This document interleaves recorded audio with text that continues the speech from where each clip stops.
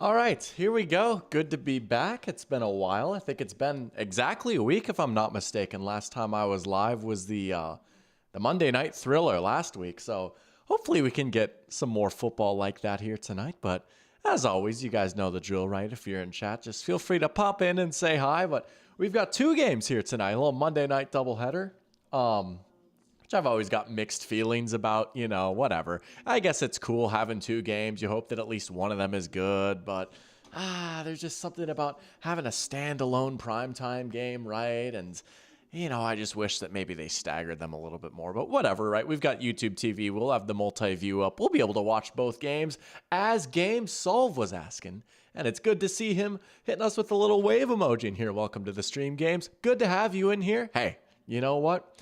It's a big, big game here for your Jaguars, and I gotta tell you, I'm not gonna lie, I'm pulling for you guys. I really am, right? I know neutral football enjoyer and all that, and above anything else, I'm gonna root for a good game. I can't lie, man. I'm pulling for the Jags. We'll see if they actually get it done. It's a little bit of a scary game for them, maybe, right? So I gotta turn my TV down a little bit. That was a loud Josh Allen commercial. But, we'll get to that in a sec. But I'm pulling for you guys, at least. That's what I'll say. We got Jack in here as well, saying we living good at 3-0, Doc. Hey, who would have thought, right? Hey, look at us, man. Who's got it better than us right now? Let's go, baby. Both the Vikings and Seahawks 3-0, I gotta say. It's a pretty nice life being 3-0, man. It feels pretty good. So, hey, let's just keep doing our thing, right? Hey, maybe we'll meet each other in late January. So we got Laywell in here too, saying the doctor is back. Laywell's back. Let's go. Welcome to the stream, Laywell. Big win for your Chiefs last night in prime time, right? Eking out another one of those ugly, close, but able to get it done, man. That's just what they've been doing. This has been the Chiefs for a few years now. They're going to find a way to win in a lot of different games. And hey, how about Steve Spagnuolo cooking up a great defensive performance, getting the stop when they need it the most? Hey, you'll take those, right? That was the big Arthur Blank game, but good to have you in here as well. Yeah, I mean, it's been a week, right? It's hard to believe, but little doctor update right here. I was off in Michigan this weekend. One of my cousins got married, so that was a lot of fun getting to see some family and catch up with people and kind of get out of town a little bit, right? Had some travel mishaps, some flights getting delayed and stuff like that, but we made it in all right. But yeah, it was a lot of fun. So that's why I was not here on Sunday, right? No streams on Sunday. Wasn't even able to stream the Thursday night game. Broke my heart. I wasn't able to watch. Well, I watched some of it, but wasn't able to stream Jacoby Brissett in prime time, although I guess I didn't miss a whole lot. But that's the reason for the absence. But I should be back better than ever for this week, right? Should be back Sunday morning. Should be back for some more primetime games. And I tell you what, another exciting update before we get into this game and get to chat. I see we got another person in here. Goat Kid, welcome to the stream. Big game for your Bills, but making some pretty good progress on my next video too. So a lot of new doctor stuff coming out. So get excited for that. But Laywell saying, man, they never seem to make it easy on me. I know that's Rich coming from a Chiefs fan. Here's what I'll say, though. I do kind of get it, right? And I know, Chiefs fans are just doing it as a bit at this point, right? Oh, the games are so stressful, whatever. But, honestly, they've been in so many close games, and they're always expected to win. I do at least understand, man, that's got to be tough. Every game has got to be so stressful, and it's always a packed AFC, and you want to, maximize this run while you have it, so hey, I believe me, it's still a stressful life. It's a good stress to have, but I get it. I totally get it. Jack saying the obligatory Shane Waldron sucks.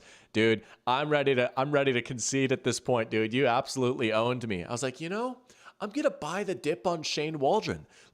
He can't be that bad, right? I don't know. It'll work with Caleb. Nah, dude. I'm sorry. 3 weeks, I'm out. I've seen enough, man. I'm out. I'm so out, dude. It's terrible. Yeah, it's been bad. Laywell hitting me with the congratulations to my cousin. Thank you. I guess I shouldn't be saying thank you, but yeah. She and her, I guess now husband, they've been together for a while, so that was pretty exciting. Don't get to see them too often because they're up in Kalamazoo, but it was a lot of fun. It was a really nice wedding. They had it at a nature center, which was pretty sick. So yeah, it was a fun time.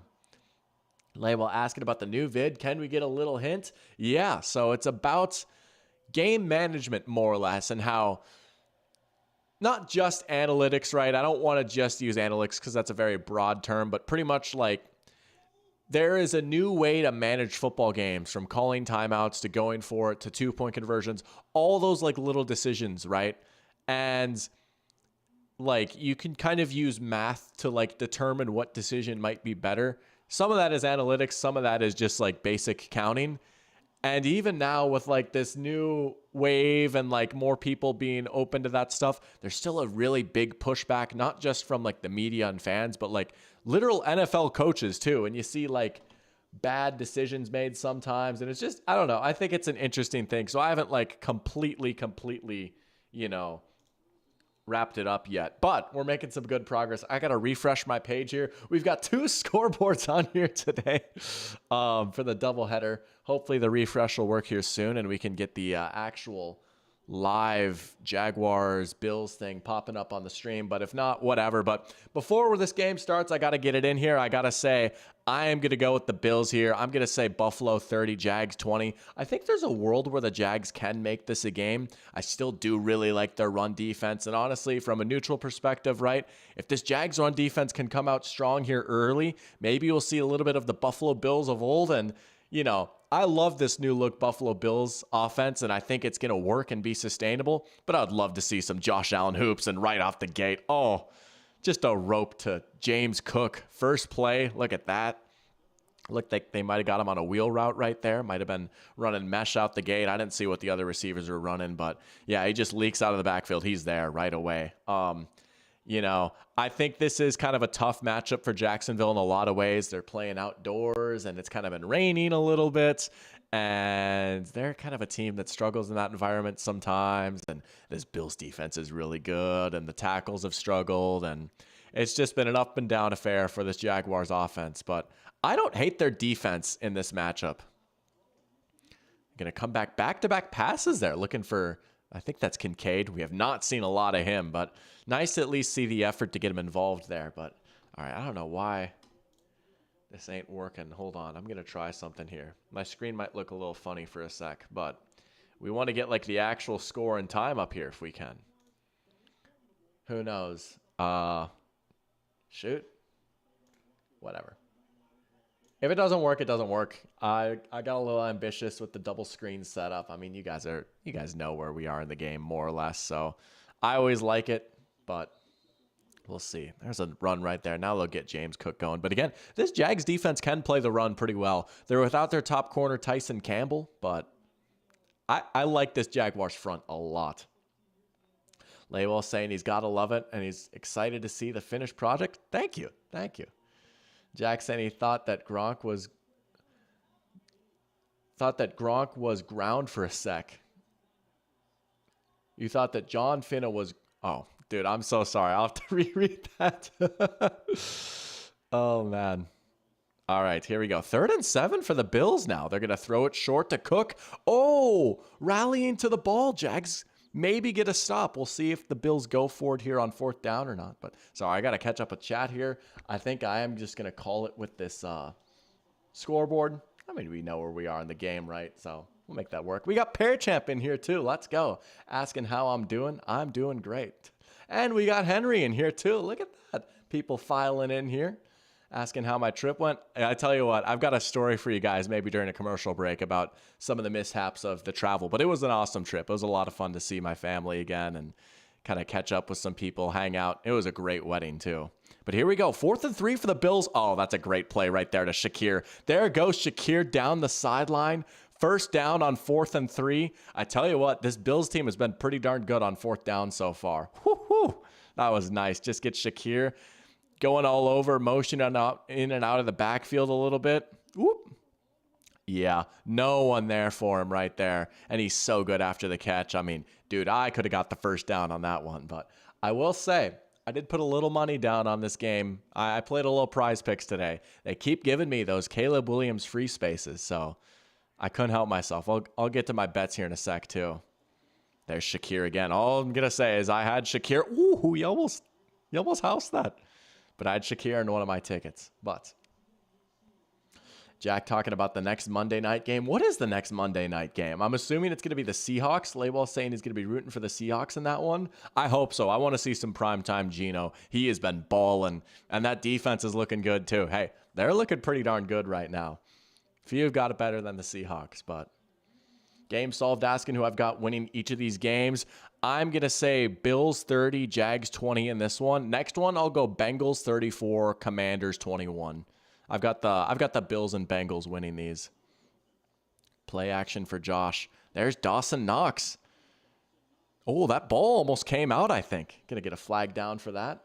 Something, but yeah, we tried the double scoreboard setup earlier. Couldn't quite get it to work. Maybe I'll toy around with it a little bit, but look at that. We got a good crowd in here. We got the good place, the bad place, and the ugly place. You know, obviously they've got the Jaguars good place lore, right? Maybe they're trying to get their way back into the good place. It's been a tough start for them. Low-key trying to save their season a little bit, right? Might go into the bad place, and then, I don't know, there's a certain team that might find themselves in the ugly place this year. Although they did shut me up and win last week, I will say. I can't lie. They did own me last week. Oh, snap. Seahawks and Detroit. Yeah, no, those have been some great games recently, right? Two probably legit playoff contenders. At this point, you got to call the Seahawks a real threat to make the playoffs, right? Starting out 3-0. No, that should be a great game. I'll probably have to try and go live for that one. Ooh. There's Curtis Samuel. First catch for him. He's been a decent part of this offense so far, I got to say, right? He and Joe Brady go way back. That was a nice throw by Josh right there. Tight window. Good timing. Samuel gets hit a little hard, but you'll take that, right? You'll take that 10 times out of 10. Just getting it past the defender, right? That big D lineman had his arm up right there. Sometimes those get batted down, but put it on a rope. That's a big 9 yards on 1st and 15. Now they can go back to Cook. Good tackle. These Jags have been tackling pretty well so far, I got to say. Bills have gotten out in space a few times, but oh, looks like he's down. Is that Darnell Savage? He's had an all right year so far, and he was injured last week too, wasn't he? That's a bummer. Well, we're going to get a commercial break for that. Henry saying he hoping that Keon Coleman doesn't post another donut today. Yeah, did he have like straight up 0 last week? I'm trying to remember. That game feels like so long ago, man. It's the longest possible layover without a bye week, right? Playing on Thursday night, then Monday night the following week. Let's see here. I guess that's the one nice thing is we can just pull up whatever stats we want or anything like that. But yeah, I know you're talking about Keon Coleman last week. You know, and that's just the tough reality of this Bills offense is you never know. Yeah, he straight up had 0 catches for 0 yards. That's crazy. Yeah. I mean, they barely even threw the ball, right? They had 19 attempts, 13 completions. But I think they might have to throw it a little bit more today. I think this Jaguars run defense is pretty good, right? If there's one thing I'm not going to quit, it's that. And Trevor. But we'll have a Trevor conversation when he gets out on the field. Laywell saying, Doc, I fear I do not know ball after being atrociously terrible in your pick'em pool to start the year. Hey, dude, it's tough out there right now. We've seen so many upsets. I'm at like straight up 500 right now. I'm 23-23. It's been tough out there, man. And I feel like this week in particular, a lot of people starting to pile up some more losses. It's going to be a tight one, man. I'm telling you, long season, you got to ride the wave, right? All it takes is like a few good weeks to get back in there. But, dude, it has been truly tough out there, right? I mean, who could have thought like the Panthers winning or the Vikings winning? I mean, I didn't pick the Vikings to win that game. There's a lot of crazy stuff going on out there right now. Pearchamp also reiterating that message. Crazy week of games. This has been my worst week of the pick'ems ever. 5-9. Got the Bills and Bengals winning. Same here, man. Same here. Bills and Bengals. I feel like they'll take care of business tonight, though. But yeah, dude, I did not do much better, if I even did better, to be honest with you.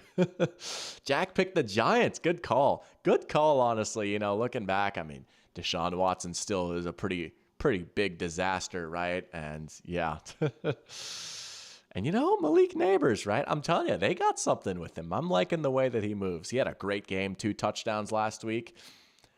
Daniel Jones was all right. He was all right. Hey, he was all right. But Jack saying he's pretty sure that Goat Kid believes in Keon more than anyone. I believe in Keon. I still think he's going to be a good player. It might take a little bit, and he might not be like Calvin Johnson or anything, but I think he could be an important piece of a good passing offense. Game solved the good question that I'll get to here in a sec. 3rd and 5, though. QB draw with Josh. Easy money. First down. Oh, the fact that you could just turn around and do that, right? And everyone is going to respect the pass because Josh is just such a good thrower of the football, right? And it gets to be so easy. I mean, look at that hole right there, right? Defense is ready to go downhill. They want to get after the quarterback. It looks like an obvious passing down, and you can just call a run right up the gut with your quarterback. He gets down, doesn't take a big hit. It's 1st and goal. This is a clinical drive from the Bills to start off. They did get into a 4th down, but they picked that up pretty easily. Now they'll go with Cook. Gets the edge. He's in. Touchdown. Wow. What a drive for the Bills. That's the side you want to run on, right? There's Josh Hines-Allen on the edge. Good pass rusher. Not quite as good against the run as Trayvon Walker is. They go attack Josh Hines-Allen's side right there. Cook gets the edge. Easy touchdown. Here we go. Maybe they still can run the ball on this defense. And I tell you what, James Cook looks better and better with every week.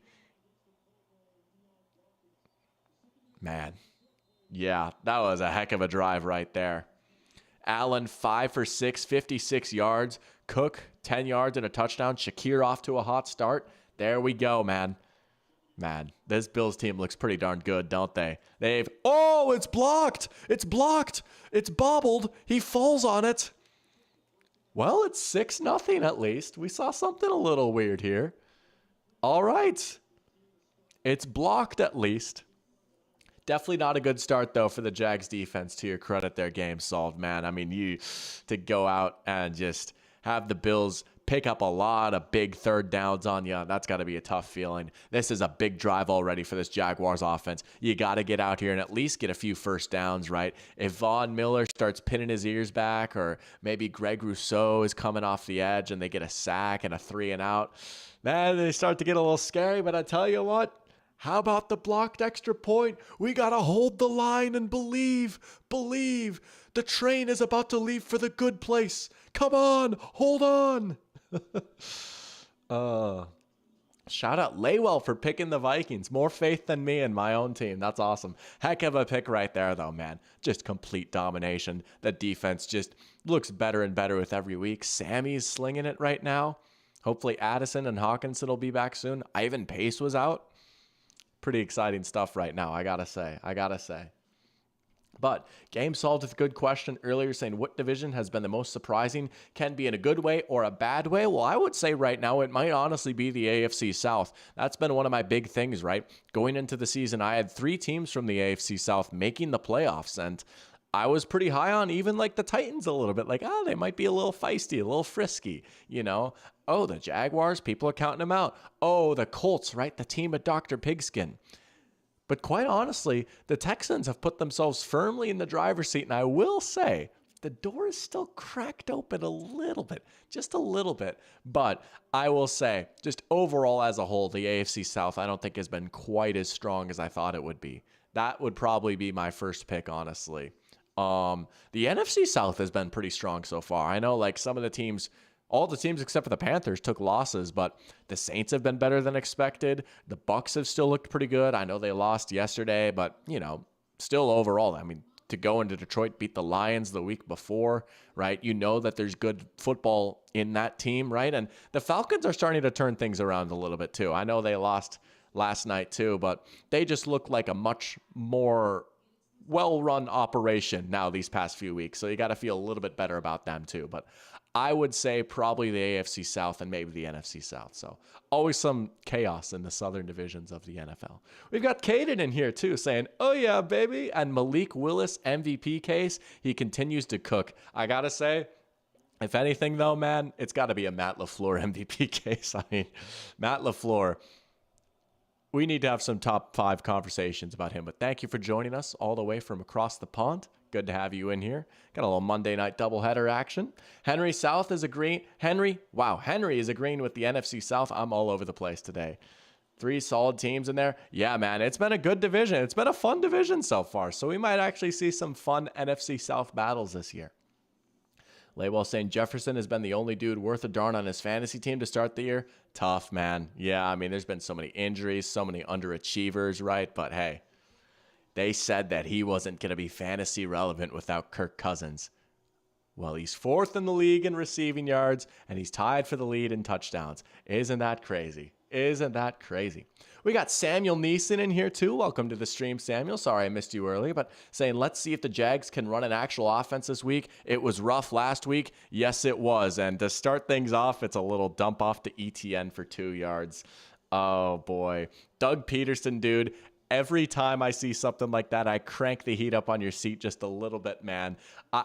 I honestly think he's low-key, not just for this game, but like for the next month, this dude is coaching for his job. Like, I'm sorry. Maybe this is just Jaguars believer cope. This offense in particular is too talented to be performing the way that they are, man. There's a little RPO, and Thomas couldn't catch it. Oh, that was a great break on the ball right there, though. I think that was Christian Benford, maybe. That's Rasul Douglas. But I mean, you got to get Brian Thomas Jr. involved, right? He's been so good to start things off. It's been weird. The Jaguars have been pushing the ball down the field more, right? And that's what people have wanted. But as a result, Trevor's been getting hit a lot more. Their offensive line still isn't quite strong enough to do that. But then they just throw it short, and it's frustrating. I mean, it's not perfect by any means. Oh, I've got a good one for the Jags, Henry. Let's watch this 3rd and 9, though. Lawrence is going to hang in there. Ooh, that was a dangerous throw, man. And I will say, even as Trevor's strongest soldier, right, he has not done himself any favors. He was pretty rough last week. He tried to force one in there right there. We do have a flag down. I thought Trevor was great week 1. Week 2 was not his best at all. We got a holding right there on the Jags. Goodness gracious. The crowd is loud early. The pass rush is looking pretty good. Yeah, and I mean, I could do this whole not his fault thing all I want, right? But, like, there are definitely moments where Trevor does himself no favors whatsoever. That was a risky throw. Yeah, it's 3rd and 9. I get it. You want to hit a big play. But, fast start here for the Bills, man. Uh-oh. Whoa. Oh, man. Jack says he's done believing in Tennessee. Hey, Will Levis Bozo game, though, right? Hey, those are at least a little bit of fun. But, yeah, they've been a little not disappointing, but just not quite as competitive as maybe we thought. And that's saying if Sam Darnold wins MVP this year, he might just question everything. I don't think that's going to happen. I think Sam Darnold's had some bozo moments, too. And he's tried to turn the ball over a few times. But I tell you what, he runs the offense pretty well, though. He runs the offense pretty darn well. Caden saying it's Malik's team, but for real, he's got a coach of the year case. Hey, he was my coach of the year pick, straight up. I honestly think he's got a real good shot this year. I really do. This Packers team is still looking pretty good. I feel pretty good about my Packers winning the North take right now, honestly. They could have easily won week 1. They've absolutely cooked in the running game the past few weeks. The receivers are starting to get more involved, and I just think there's still good football in Jordan Love. I know people might have overreacted after week 1, but man, I tell you what, the defense is starting to shape up a little bit. This could be a really, really good team. I think he's got a real shot for that. But Henry asking who's the Jags' dream head coach hire. Put Ben Johnson back in Jacksonville. Put Ben Johnson in Jacksonville. Let me see what happens. We need something like that, right? I don't know, man. I feel like he's got to be like probably the best offensive mind that's going to be on the market. And who knows, maybe he's just going to stay the Lions offensive coordinator forever. I would respect it, right? Like, hey, you do you, man. I bet you Dan Campbell is just awesome to work with. And like, you're trying to win a Super Bowl there. I understand that, but man, put him in Jacksonville. Let's see what happens. That's what I'll say. That would be my dream, honestly. But Jack saying Eberflus and Waldron will get fired together for who might be the first head coach fired. Yeah, their seat's pretty hot. Mike McCarthy's seat is pretty darn hot right now, I gotta say. Man, the Cowboys made it close at the end, but they've just got so many glaring weaknesses that can be exploited. They can't run and they can't stop the run. And that's honestly enough for them to lose like maybe 8 or 9 games this year. I don't know.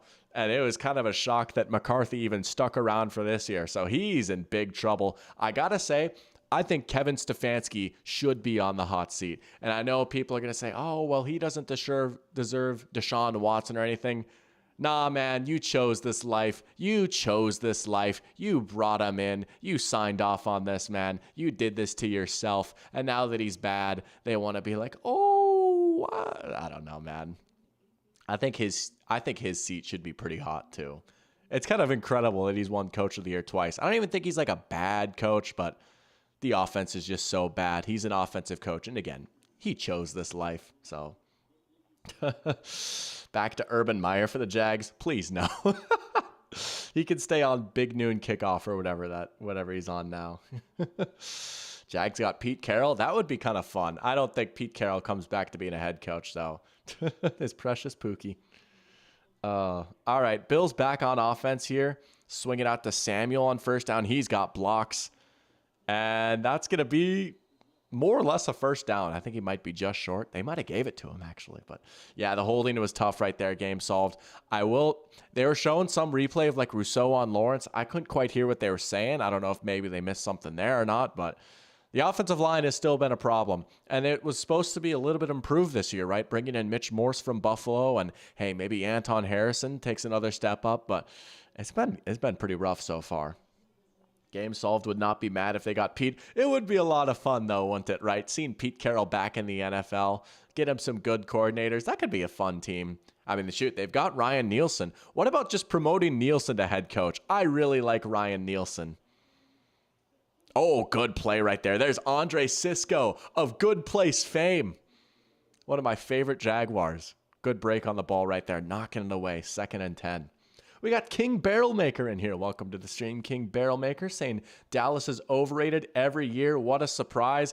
Dude, it is pretty rough. And I love me some Mike Zimmer, but man, their defense is not looking too hot right now, right? And again, it's just like they don't have linebackers. They cannot play the run. They just come out in nickel and dime so much, right?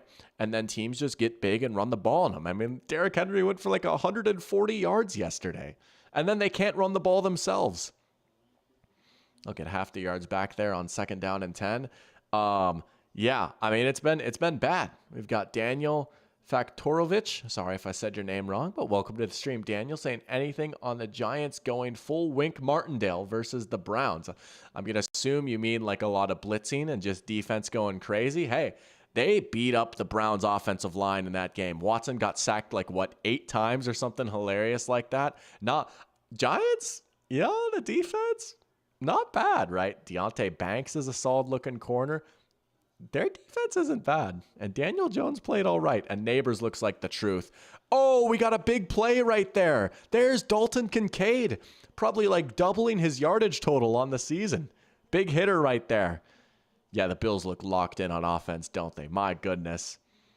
They're letting Josh cook a little bit more already in this one. They get Kincaid on a little corner route. Nice little, looks like maybe a switch release, right? Easy, wide open. Josh hits him in stride. That's what you want to see if you're Buffalo, right? Get this first-round tight end involved a little bit. We know he can be so good as a receiver. There's a nice little chunk play right there. Caden saying, having a competent DC is beautiful. Speaking of DC, does Flores have a head coaching gig next year? Dog, I hope not. I sure hope not. And I will say, right, like, I think there's a chance that like some team will take another chance on him, right? Because he's just been so good. He was this good last year too. Like that's the thing, right? But the Vikings defense wasn't quite as good because they just didn't have as many good players on the roster. But you look at like where they ranked in a lot of things, that you look at their roster, it's like, dude, like how was this like the 14th best defense in the league last year? And then they got him like just more reinforcements this year. Dude, they're so nasty. He's such a good defensive mind. It wouldn't shock me, but I will say like there is that reputation of like, oh, he's not as great at like leading an organization. There was the whole thing with Tua. Maybe the NFL still blackballs him because they're salty about him suing, which obviously is bogus, right? Like it's so dumb that he isn't even a head coach right now, to be honest. Like he absolutely should be, but like there's a chance that that is actually a factor. Oh, Josh nearly threw a pick right there. Hung in the pocket. He just threw it right to him. But obviously as a Vikings fan, right? Like, please don't hire him, right? Go get Ben Johnson, right? Or like, I don't know. go get Ryan Nielsen, something like that. But yeah, I mean, he totally deserves a head coaching shot. He does. We'll see if he actually gets one. I hope he pulls a Ben Johnson. He's like, nah, I want to stick around and win a Super Bowl here. But I think there's a real shot. Parachamp saying he's struggling in fantasy this week, but the one bright spot is Juwan Jennings that you got from waiver wires. Dude, was it like 43 points or something crazy for him like that? Nah, he went absolutely bananas. He's been a beast. He's been an underrated player for a while. I did not know he had this in him. He's been nice. And, just give Kyle anyone and they'll cook, right? I mean, my goodness. My goodness. There's another catch for Shakir. That's a good sign. I paired my Caleb Williams free space with over combined, was it 88.5 yards from Khalil Shakir and Brian Thomas Jr. And Shakir is at 29 now already, right? They each need about 45, more or less, or just to combine for 89. Shakir's off to a good start. Josh escapes and finds the check down. That was third down. They're short a yard, but they'll probably just sneak it in. Jack saying 49ers have the same record as the Panthers, by the way. Yeah, man, they're 1-2 right now. And they're getting bit hard by the injury bug right now. Javon Hargrave is now out for the year. They'll sneak it with Josh. Easy money.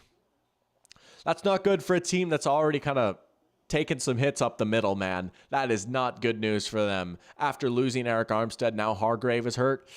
And Purdy should be fine for the most part, but he's dealing with at least a back injury, right? Who knows, man? Who knows? But yeah, 1-2. Hey, that door is open for Seattle, man. It absolutely is. Little Jags fan interaction right there. Get to that here in a sec. First and goal now for the Bills, though. Oh, that was close to a false start by 73 on the Bills. Who is that? Deion Dawkins. He got a little excited to make his block right there. I don't know. He might have jumped. But yeah, no, he is out for the year. It's crazy. They've been getting killed by injuries. Brian Thomas Jr. has shown flashes. I'm such a believer in him. I think he's going to be such a good player. I think he and Trevor are going to be such a great duo. And he's a rookie, right? He's not consistent yet. But, man, you just see like a 66-yard catch. That touchdown they had week 1 against the Dolphins, it's like, oh, yeah, this is going to be sick. This is going to work. This is going to work. Caden's going to go to bed. Says it's 1 a.m. We'll appreciate you tuning in just for a little bit. Have fun on the rest of your trip as Josh will roll out. Oh, it was nearly picked again. Aluakon has been everywhere. But looking forward to whatever decor you've got cooked up for me. Might have to put it back here or something. Flag down. We'll see about that. Game saying, didn't think anyone else would willingly suffer week after week. Man, it's got to be a tough life as a Jags fan. All right, let's see about this flag. Oh, we're going to have offsetting penalties. Jack saying the Hawks have had their fair share of injuries too, especially on defense. If Leonard Williams and Byron Murphy are out for an extended period, I may quiver. Yeah, especially against the Lions coming up on Monday, right? I mean, man, you're going up against Mr. 99.9 PFF grade Frank Ragnow, which PFF grades are PFF grades, right? They're all right. They're not gospel, but they're at least interesting, right? I don't think I've ever seen a 99.9 before, but that's what Ragnow got yesterday. I was like, that's insane. So I kind of want to go back and watch what he did now. I know obviously the Lions ran the ball really well, right? David Montgomery had a great game, and we all know Frank Ragnow's ridiculous, but I don't think that's literally ever been done before. And yeah, if you're without those two guys, it might be a David Montgomery 160 yards type of game. They've all given a little shout out to Byron Murphy, right? And you know what? Mike McDonald loves just building up the spine of the defense, right? Looking like a solid pick early for Seattle, I got to say. They do tend to play well against the Lions. Had some great games between those two.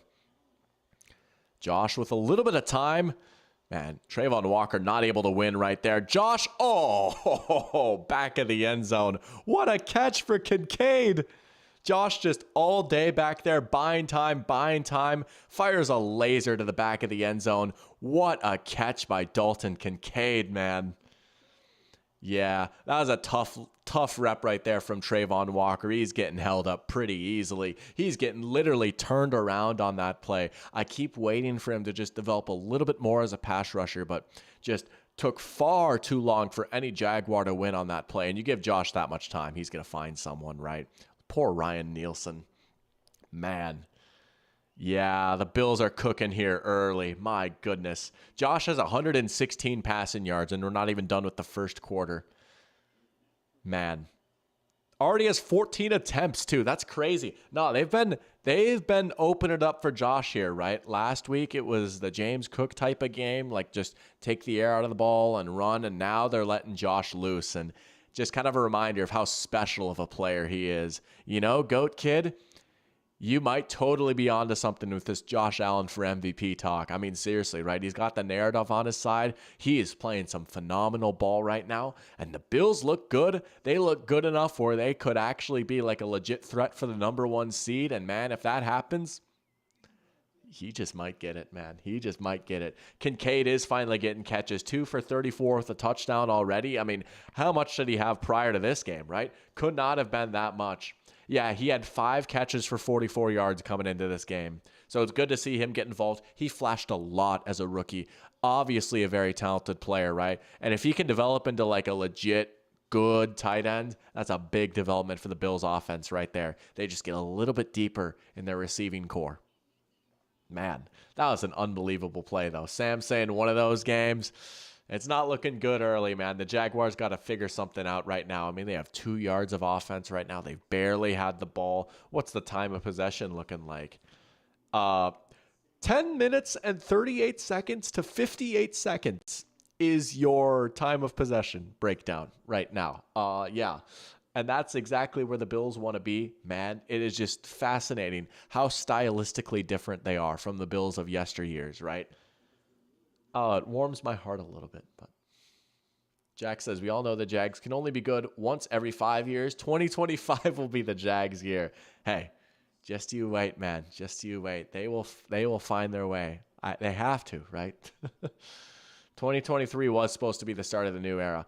Oh, don't I know. Man, I hyped them up so much going into that year. I was so excited for this team. And then I came back for seconds this year. I wasn't quite as high on them, but I was like, oh, this is still a playoff team. I don't know, man. We're in week 3, and it's getting late early here in Jacksonville. 2027, here we come, though, right? Hey. Just trust. Laywell's got money on Josh Allen MVP this season. Great bet right there, honestly. That's looking pretty darn good right now. Depending on how the rest of this game goes, and again, it's week 3, like, okay, it's like 18% of the season. After week 3, he'd probably be the leader, right? You'd have to think so, right? Jack says he thinks the Jags collapse was worse than the Eagles last year for sure. Oh, it was brutal, right? I will say the one thing that at least made the Jags collapse a little bit more understandable is they just had so many injuries, right?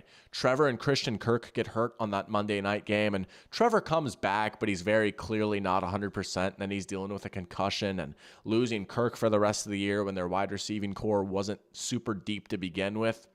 That at least makes a little bit sense, but it was terrible. They were 8-3 and they had the number 1 seed. They were playing on what was supposed to be a monumental Monday night game, and then they lose to Jake Browning, and then their season falls apart after that. I mean, yeah, it was truly terrible, right? And everyone was like, this is the safest bet to win their division. The rest of the AFC South is going to stink so hard. Yeah, that was pretty bad. Now, at least Philly made the playoffs. That's a great point, too. At least they made the playoffs. Here we go. We got a little bit of fog going over the stadium now. And the Jaguars will double their yardage output here in the first quarter with that 2-yard run. But, yeah. King Bailmaker saying 0-2 is tough to come back from. 0-3 is close to impossible. I mean, we know the stats, right? Like, what, 93% of teams that start 0-3 or something like that don't make the playoffs, right? When I say, like these are season-saving games right here. The Jags are trying to save their season. In about 10 minutes, the Bengals are trying to save their season.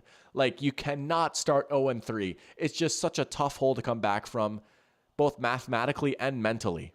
Trevor with a little bit of time there. There's Christian Kirk. And they'll get into a third and manageable. I will say, I don't love the Jags in third and short, though, man. I don't know. I don't love their running game. ETN is all right. The line is all right. There's Press Taylor. There he is, holding the play sheet. There he is. Oh, man. 3rd and 2. You got to get this, Jacksonville. You cannot go 3 and out twice in a row. Come on. Your season's kind of on the line on this drive a little bit. Trevor, just take it yourself. Oh, he didn't get it. He didn't get it. What a play. What a play. Is that Dorian Williams? Man. Yeah, that is a heck of a stop. Look at that. Press Taylor's talking into his headset. They have to go for it, right? It's 4th and inches. Whatever. If you don't get it, sucks. No, you can't punt the ball back. Okay. They're going to go for it here. They're going to go. They're 0 for 1 on 4th down. Man, this is a team that isn't that great in short yardage situations, right? Game Solve saying 3rd down is a kryptonite. They need it, though. Analytics say to go for it, too. You got to actually snap the ball, though. Don't call timeout and then not go for it. Here we go. ETN got it. Oh, ETN got it. My goodness. They got it. All right, here we go. Man, already, Jag is kind of keeping the game alive here on a 4th and 1. Oh, man. Jack saying everyone likes to hate on Philly, but starting 8-3 and missing the playoffs is crazy, especially at home. Yeah. Philly beats Mahomes on the road on Monday Night Football and then loses to Drew Lock. Yeah, it was the duality, man. That Drew Lock game was awesome, though, right? Put it on. It still fits. Oh, that was an awesome game last year. I love the bromance of Geno Smith and Drew Lock. Play action. Lawrence stepping up. Oh, he's looking for Thomas there. Great play by Christian Benford. What a player he's turning into. Man, I tell you what, man. So many people freaked out about the Bills losing Trey White. Nah, dude, they've got some corners. Good adjustment. A little grabby by Benford, but makes the play. I like how they're at least going to Thomas early, though, right? You got to get him involved. He honestly might be their best receiver. Christian Kirk has struggled with the dropsies so much. I know he's like a good, dependable player, and he can get open, and he does have a good connection with Trevor, but Thomas is just so electric. There's a good run. Tank Bigsby. Let's see a little bit more of him. He's flashed a little bit, right? Let's get Bigsby involved some. All right, there you go. Game saying, we are so back. They got 1 first down. Nah, baby, we're back. Let's go. Let's go. Duval. Drew Lock would be a fine starter for Miami low-key in Tua's absence. Dude, anyone would be better than Skylar Thompson. That was pretty brutal. Yeah. Man, I would love to see a little bit more Drew Lock in the NFL. He's fun. They're not going to snap this, are they? No. End of the first quarter. But the Jags are at least approaching midfield, trying to make this an interesting game. Here we go, 13-0 here after the first quarter. We'll get multi-view popped up here soon. Hopefully that'll work. They've got to have it offered, right? There's no way. There we go. All right, we've got the multi-view. Still a little annoying that we've got both games going on at the same time, but whatever. We'll make it work. You know, it's still kind of nice, though. 2 games, like, hopefully one of them will be good at least, right? Surely one of them will be good, but King Barrelmaker saying Trey has been struggling on the Rams. Dude, he's been abysmal. It's been pretty rough. I mean, we saw week 1, him trying to guard Jamison Williams. Yeah, he might be cooked, unfortunately. And I thought, oh, he'll be better than what they had last year. I don't know about that. But speaking of a team that saved their season, how about the win for the Rams, man? That was awesome. Missing like half of your offense. You're down 10 points in the fourth quarter against the big bad 49ers, and they find a way to win that game. Honestly, I don't know if any of you guys have seen this, but Jordan Rodrigue, who is the beat writer for the Rams for The Athletic, wrote a great article about that game, and she talked about how, and I agree, honestly, one of the greatest performances of Sean McVay's career, how they changed things up after losing Kupp and Puka, going back to 12 personnel, something they, haven't done at all since 2020, and just running out 2 tight ends, even with Higbee still out injured, and using Jordan Whittington as a tight end a little bit, right? The guy out of Texas, the wide receiver, right? Man, Stafford and McVay found a way. I'm not counting them out just yet, man, especially if Kupp and Puka can get back to full health. Look out, dude. If they can tread water till those guys come back, they're a pretty dangerous team, I think. I don't know, man. I'm not counting them out to make the playoffs still. That was a season-saving win, though. Jack says, everyone not named Kyron Williams has been struggling on the Rams. Yeah, I mean, I don't know. Stafford has still been really good. I know, like, they got blown out by the Cardinals, but, I mean, Stafford is just such a sick player, right? And he had a great game. And Jared Verse has looked pretty good so far, I got to say. So there's some pieces there, but, yeah. I mean, their wide receivers are injured. Their offensive line is super banged up. Their secondary is still struggling a little bit, but the defense has been at least a little bit better than some people have thought. So, man, they've been competitive. They've won one game. They were competitive and took another game to overtime. And then they did get run out of the building by the Cardinals, but there might be something there. K-State legend Skylar Thompson. I always forget that he went there. That is crazy. Jack says his favorite thing about Locke is that he's never really afraid to throw it. Yeah, man, he can just chuck it. And you know what? When you got Tyreek and Waddle, as Jack is saying, maybe you can just do that, right? But that's not what their offense is built on, though, right? It's not built on chucking it downfield. There's Lawrence out route. There's Brian Thomas. Nice move after the catch. There we go. Get 7 the ball. Get 7 the ball. Yeah, man, I love watching him play. But there you go. He just sits down. Benford just keeps playing back. There was no one there. Don't know what exactly the call was there, but maybe a miscommunication because they did not play the sticks whatsoever there. Benford just kept going back and back and back. All right. Jags are in plus territory now. There's ETN. Solid-ish run. Jack saying a lot of Finns fans want McDaniel gone, and I don't know, man. He still has a bright mind on offense. Yeah, I think you for sure can't fire him now, right? I think that, like, even if this year's a complete disaster or whatever, you got injured. I will say, though, right, and this has kind of been my thing, like, he just doesn't have that second pitch, and I think that's showing up even now, right?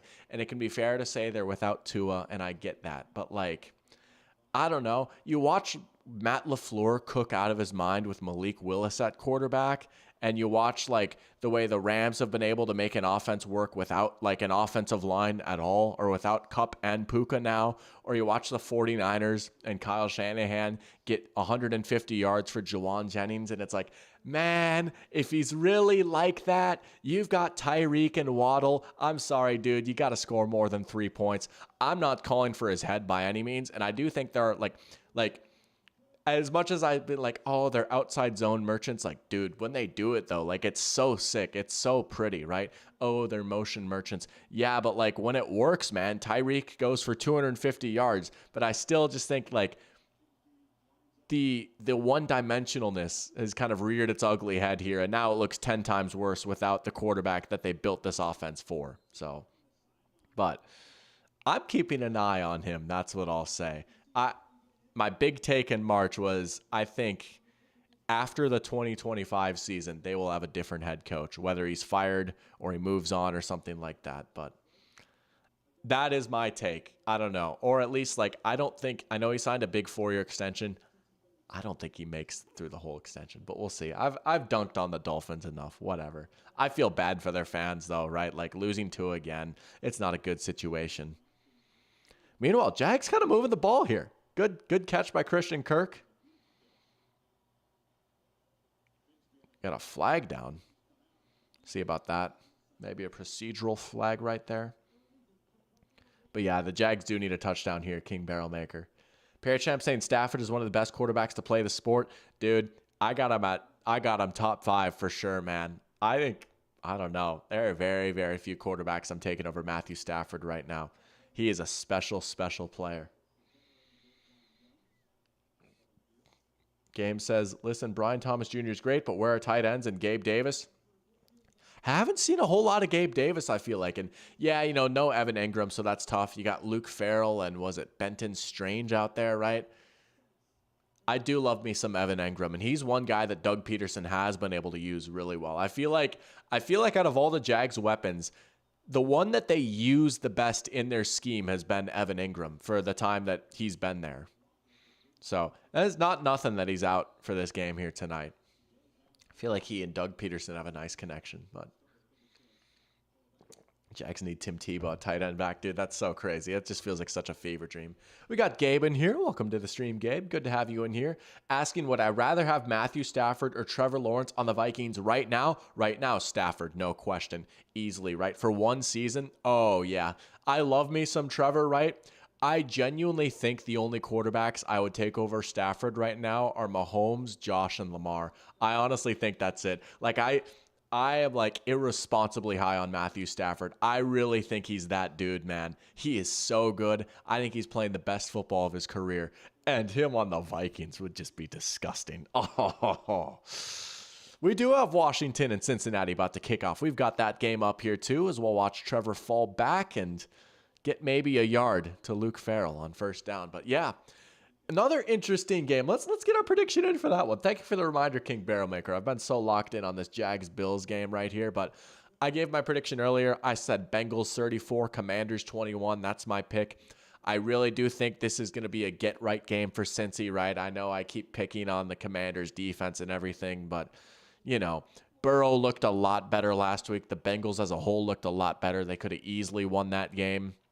I just think that their wide receivers are going to be too much for Washington to handle. And I think T. Higgins is playing right, but I think especially Jamar Chase, this will be a nice emergence game for him. We're like, all right, let's get Jamar Chase the ball, right? I wrote about this a lot in my awards predictions article, story, whatever you want to call it, right? Like how I was so excited that Chase is becoming a more complete player and they're putting him in the slot and he's got a more complete route tree.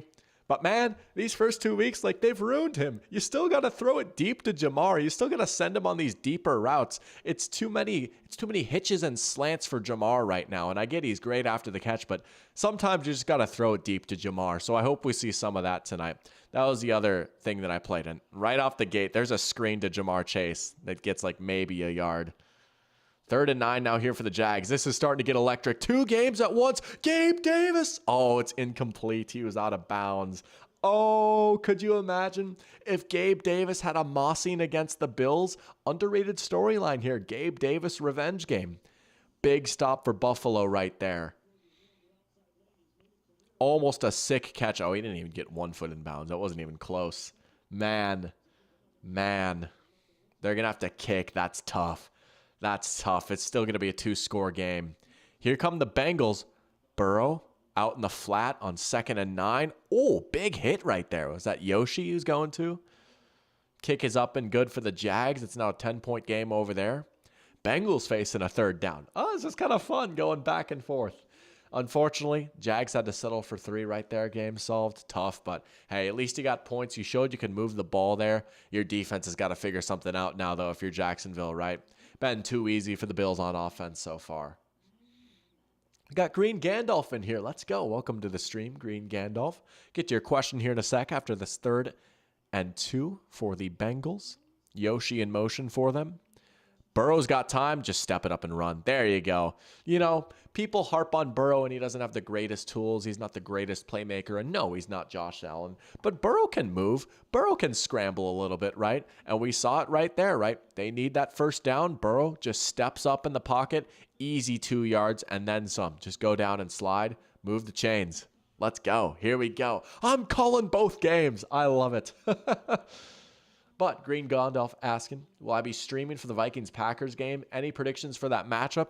Probably not. I tend to only stream primetime games because I just find that a little bit easier to focus on. Who knows? I don't know. That could be a fun and interesting game. But I do have my Sunday routine, right? I like having the Vikings game on my big TV, Red Zone on my small TV, and then another Sunday game that I'm interested in on my computer. And then I have my phone for Twitter and checking box scores. It's a whole routine, and I didn't quite have it at the airport last week, which that's another story. But probably not, but I will definitely be streaming that morning, and I'll find some primetime games to stream. But good question, though. I guess I've never really clarified that before. There's a good run for Zach Moss right there.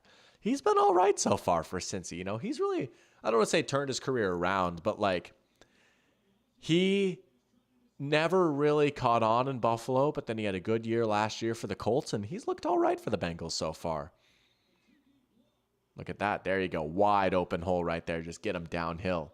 Matt saying Burrow can really dig in. Welcome to the stream, Matt. Yeah, no, I mean, Burrow is good. I think there's some crazy takes about how actually Joe Burrow is terrible. It's like, nah, let's not get too crazy here.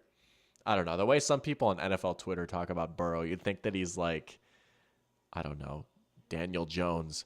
Burrow, there's Chase. Touchdown, Jamar Chase. What I tell you, throw it deep to Jamar, bro. Throw it deep to Jamar. I love Jamar Chase so much. 41-yard receiving touchdown.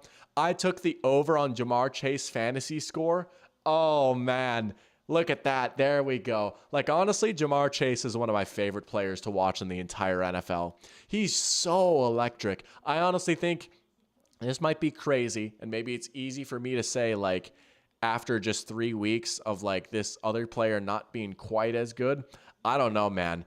I think Jamar Chase might be, like, the best big play receiver in the NFL, even over Tyreek Hill. Like, he's just not been quite as healthy the past few years, but dude, he's so good. And Leibel was saying earlier, the Chiefs finally contained him. I mean, I come back and watch that Jamar performance against the Chiefs in 2021 sometimes because, like, that is seriously one of the greatest games I've ever seen from a receiver. And there he is right there. They finally send him on a deep route, and he just cooks this Washington secondary early. Here we go. I'm telling you, this might be the game where it's like, all right, the Bengals are back, It's still September, but early season Bengals, they had their 2 annual bad games. Here we go. This could be an explosion for them.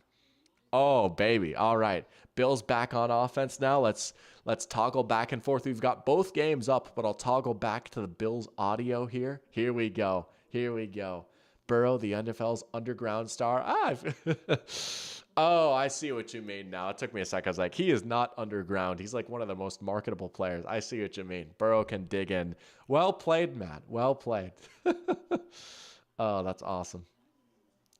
King Barrelmaker with a good question here after this James Cook run, which is stopped short of the first. 3rd down for the Bills. If the year is 2018, Washington would be a Super Bowl contender if you look at their roster, but Jaden Daniels would be like 19. Hey, but Bobby Wagner, Austin Eckler. Who else do they have that would have been cracked?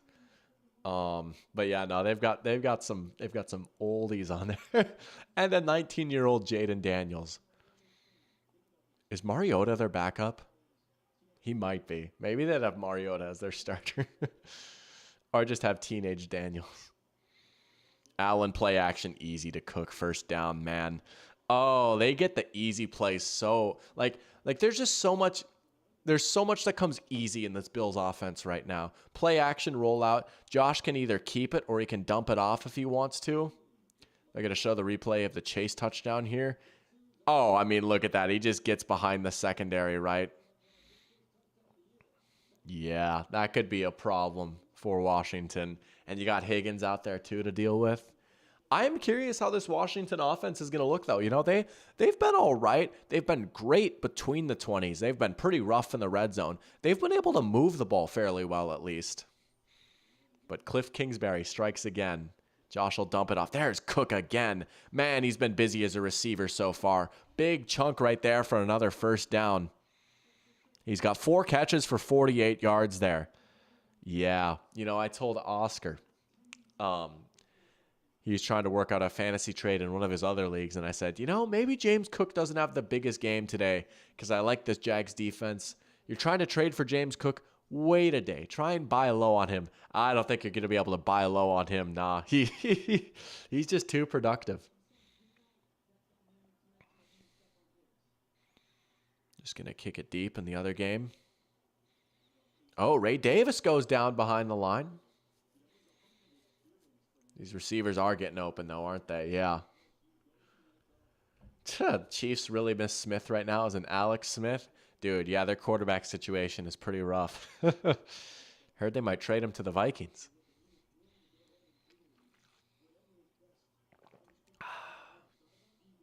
Yeah, Cook just keeps sneaking out of the backfield, doesn't he? I don't know. I couldn't tell you the schematic reason for why no one's on him right now, but It's been easy money to dump it off to him. Allen with time. Now he's going to go deep. Not quite on the same page as Mac Hollins there. Meanwhile, we've got a run for the Commanders. There's Austin Eckler. 9-yard gain. He looks a lot better this year. Eckler does. Dude, it looked completely over for him last year. And maybe he's still not the player he once was. But like on that run right there, I swear he had to have been faster than any run he had last season. Daniels will dump it off. There's Eckler again. All right. Not a bad start for Washington's offense. Maybe we'll see some points in that game. You know, Cincy's defense has had a very up and down run the past few years, but they played all right against the Chiefs, I feel like. Josh will take it himself. First down on 3rd and 11. My goodness. My goodness. He's unstoppable, man. He is unstoppable. Commanders run it again. Why not? Robinson swallowed up that time, though. You know, I got to say, as much as I can harp on Cliff Kingsbury, I think he calls a decent running game. I honestly think he designs a much better run game than pass game. Now he's got a good runner in Daniels. All right. But all eyes are on him, though. This was a controversial hire when it happened, and there's still some problems with this Commanders offense. They don't play honorable football. Josh. Oh, there you go, Henry. Touchdown, Keon Coleman. There you go. Man, Josh just falling back. Easy touchdown right there. Goodness gracious. Here come the Bills. It's 19-3. Keon Coleman, 24-yard touchdown. Is that his first career touchdown? It is. Wow. Man, they're just feeding everyone right now. It could literally be anyone that they go to, you know? Man, the Bills look pretty darn good, don't they? They look pretty darn good, don't they? Here's Daniels on a 1st and 10. He's got time in the pocket. All right, he's going to roll out. Oh, he just got the edge. Falls over at the end, but a nice 5 yards right there. Daniels had all day on that play. Took his time, you know what? Kept his head downfield, right? That was one of the big questions about him coming out of college, but keeps his eyes downfield. Then eventually at some point you got to take off and run, right? Just get the yards that you're given. It's a positive play on 1st down for the Commanders. Jack saying he'll be honest. When we traded Russell Wilson, I thought for sure that Drew Lock would be the future, but thank goodness that he was not right. Could you imagine the Drew Lock Seahawks? Oh, that's a nice play right there. Bengals covering up Robinson early. 3rd down now for the Commanders. Green Gandalf says, how is running the ball not honorable football? Fair enough. I guess, I don't know. I don't like their passing game. Honorable football has been like a thing that's been trending on Twitter recently. I don't know. Their passing game is just all screens and hitches and bubbles, which is fine, I guess. But I don't mind their run game at least, though. Okay, that, you know, I appreciate you calling me out on that. Here we go. 3rd down and 2. Daniels in empty. He's going to step up and he goes down. That's going to probably go down as a sack, right? Just not quite able to escape up the seam. Big stop for the Bengals right there. You got to feel like the Commanders are going to go for it, though, right? It's 4th and 2. You're in no man's land. You can't quite kick it from here. Got to go, right? Daniels. That's, you know, that was one of the questions about him, right? Thrown over the middle a little bit, and he just held on to the ball a little bit there. Troy Aikman saying maybe could have been a little bit more decisive. We saw Daniels answer a question and now maybe raise a question on this drive. But here we go, 4th and 2. Not all that matters if you just pick it up right here. They're going to drop back again. And there it is over the middle. Oh, baby. Hold on a second. Diving for the pylon. Is he in? Oh, they raised their arms. I thought he was in. Wow. The Commanders pick up the 4th down. And you know what? There you go. Nice play by Daniels. Wow. He stepped out. Yeah, he's out. Good call by the refs. We got CB in here. Let's go. Welcome to the stream, CB, saying, hey, Doc, can't stay because I'm grabbing dinner, but had to check in. Well, it's always good to have you in here, even if it's for a sec. Hope you have a nice dinner. Good to have you in here, CB. Let's go. All right, here we go. 5 seconds and counting on the play clock. Commanders in the pistol. And we have a flag. Was that a delay of game? Oh, that could be a big one. This has been where the Commanders have struggled, right? Red zone. They have not been able to find the end zone in the red zone. Bengals doing them a favor, though. Penalty. Nose is plugged right now. Whew, allergies. Lewell saying that the Seahawks tanked the Broncos. Thanking him for that. Broncos were bad. Hey, they did get a big win, though, yesterday. But they're still not looking promising, necessarily. All right, that's crazy. That is crazy. They've got the multi-view up right now for the Jaguars-Bills game. They're showing a look-in on the Commanders-Bengals game. The look-in is ahead of the actual game. So I already saw Brian Robinson get denied at the goal line. So we think. That's crazy. Doesn't hurt to keep him bad. I love it.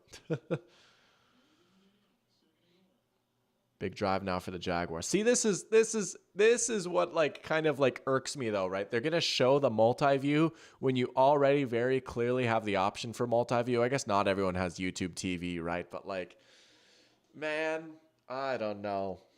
I just have such mixed feelings about this whole double header, but they're like going on at the same time type of business. See about this flag here. Offsides on the Bengals. My goodness. They stopped Robinson, but they'll be able to try again. Jaguars are going to be faced with a third down now, and they don't cut away from it. Like they're like what if you just wanted to watch Jaguars Bills? Then all of a sudden they make that game smaller. I don't know, man. I mean, you don't need to complain about everything, I guess, but they did this last year. They're like totally soft launching, having like 3 or 4 games on Monday, the NFL. There's a touchdown for the Commanders. Brian Robinson, third time's the charm. We got ourselves a game here in Cincinnati. Good drive for the Commanders. Trevor under duress in the other game. Trevor tried to make a tough throw on 3rd and 1. Couldn't quite get it. Game solved is not loving what he's seeing right now. Fire Doug, fire press, drag Bill Belichick off inside the NFL and into the stadium. Oh, Duval Bill would be awesome. I could get down with some Duval Bill. Touchdown Washington indeed. There you go. Good answer for the Commanders. If you're the Jags, you got to go for it here, right? Got 5:03 left in the second quarter, but man, it's 4th and 1. You're down 3 scores. Analytics by ESPN saying go for it on 4th and 3 or less. You have to. Not loving this, though.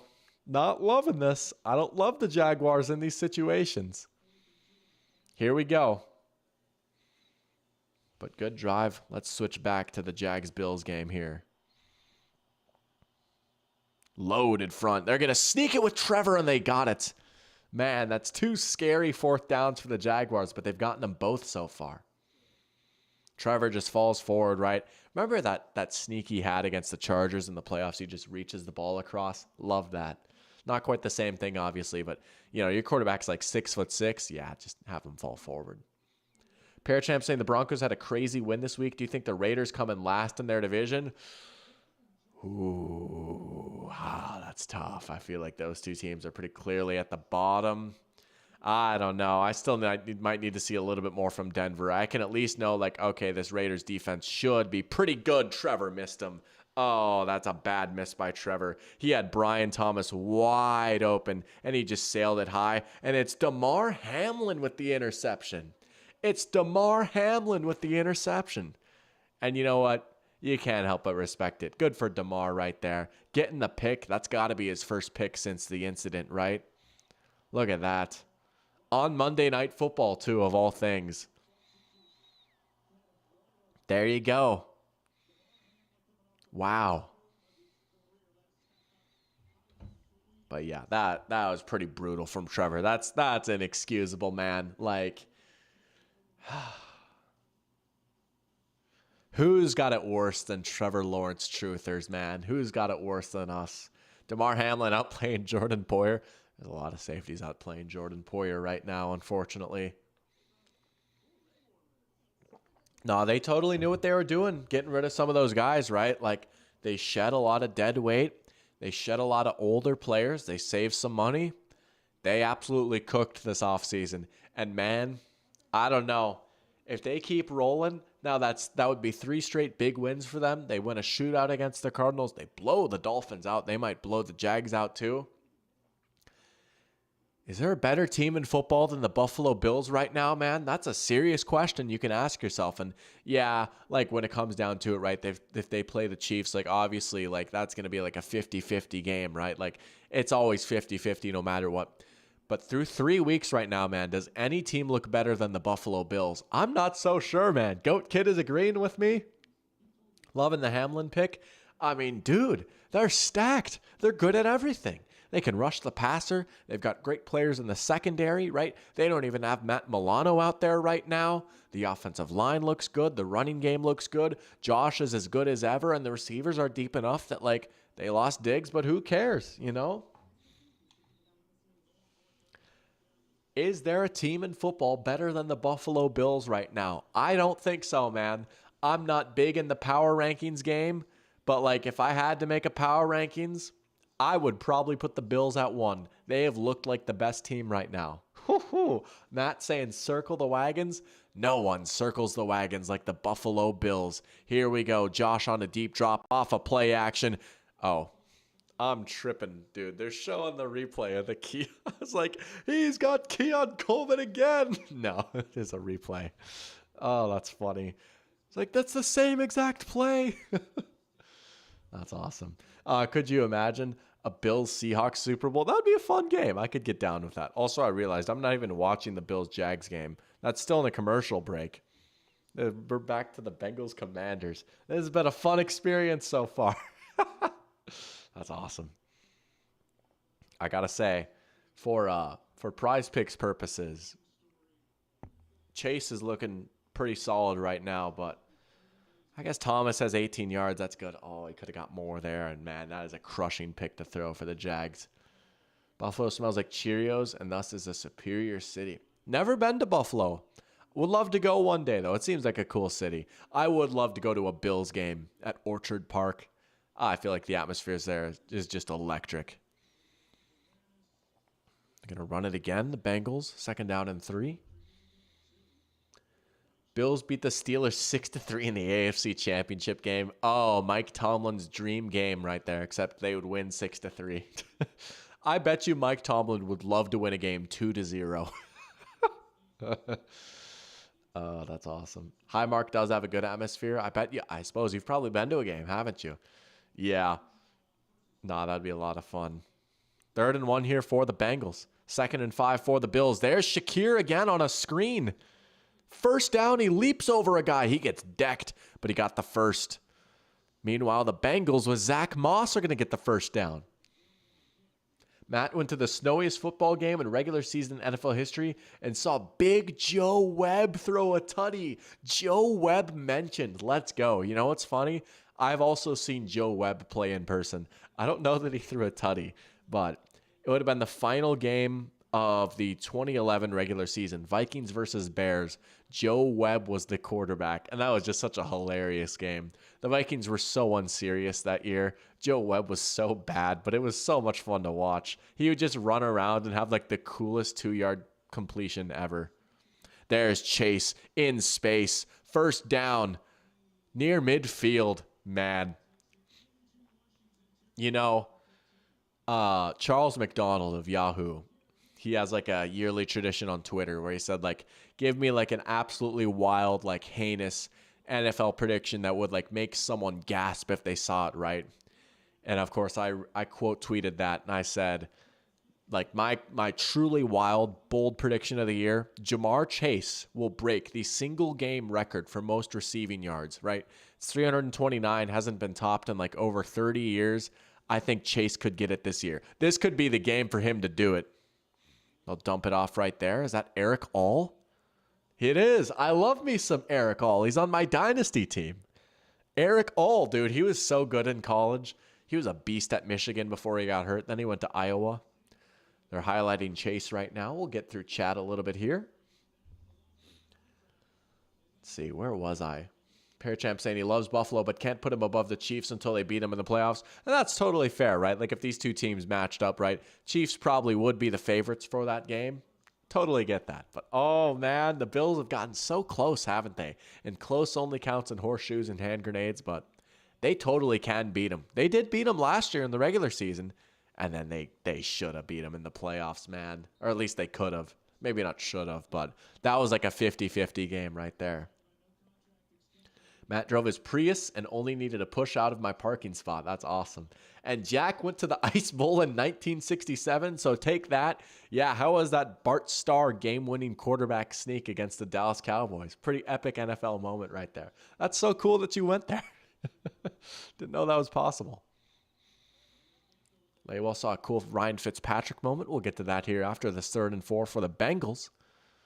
Get it to Chase. Come on, I need Jamar Chase with the football in his hands.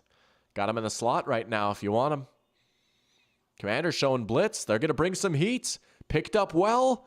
There's T. Higgins. Is that his first catch of the year? He's bouncing off of tacklers. First down, Bengals. Here comes the cries of T.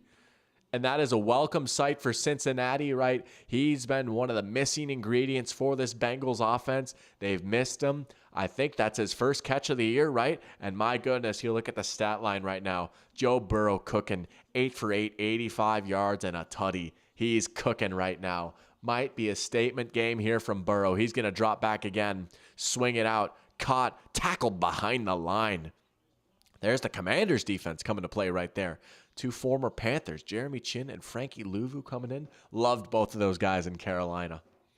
2 of the better players for this Commanders defense, honestly. Jack said neither of his parents are even born yet. Crazy he was able to go.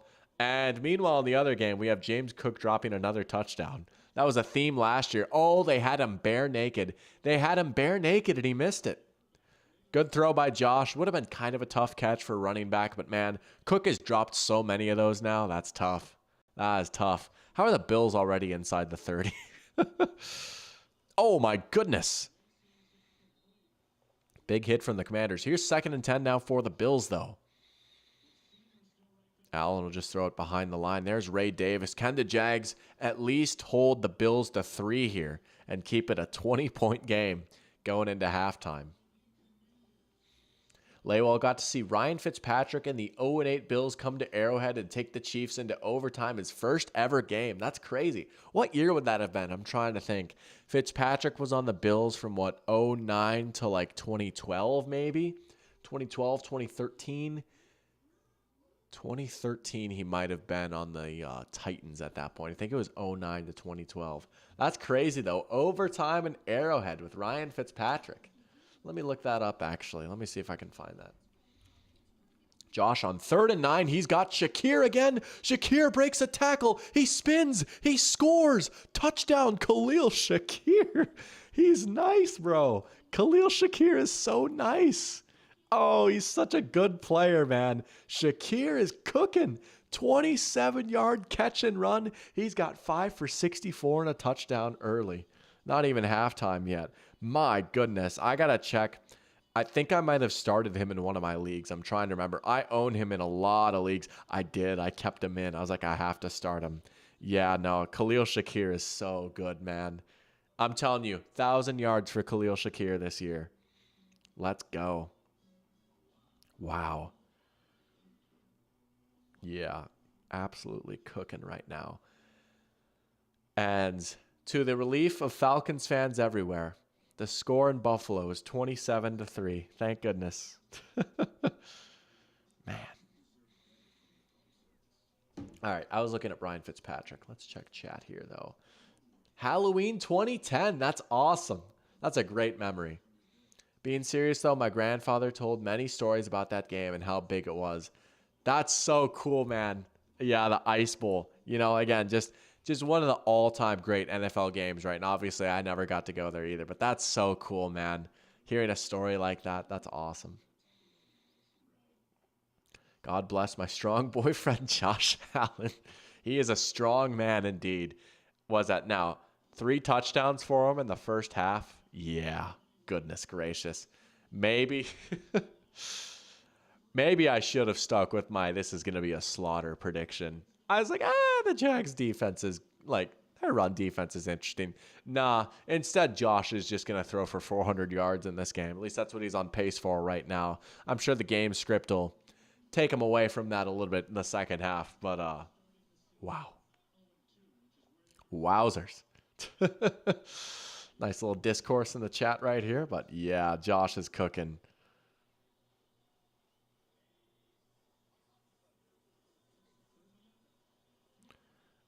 Oh, nearly caught by Gesicki there. Burrow put that ball in a decent spot. That's a good play by the Commanders' defense, though. They get a stop there on third down. All right. Here comes Evan McPherson now.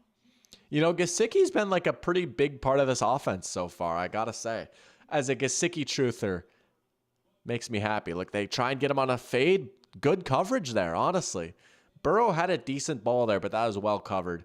Commander's ready for that one. Trevor's just going to toss it out. 48-yarder here for McPherson. He's been pretty good, right? Have to imagine this is a pretty high percentage look for him right here. And he missed it. I jinxed him. No good. Wow. So the Commanders hold him to 0 there.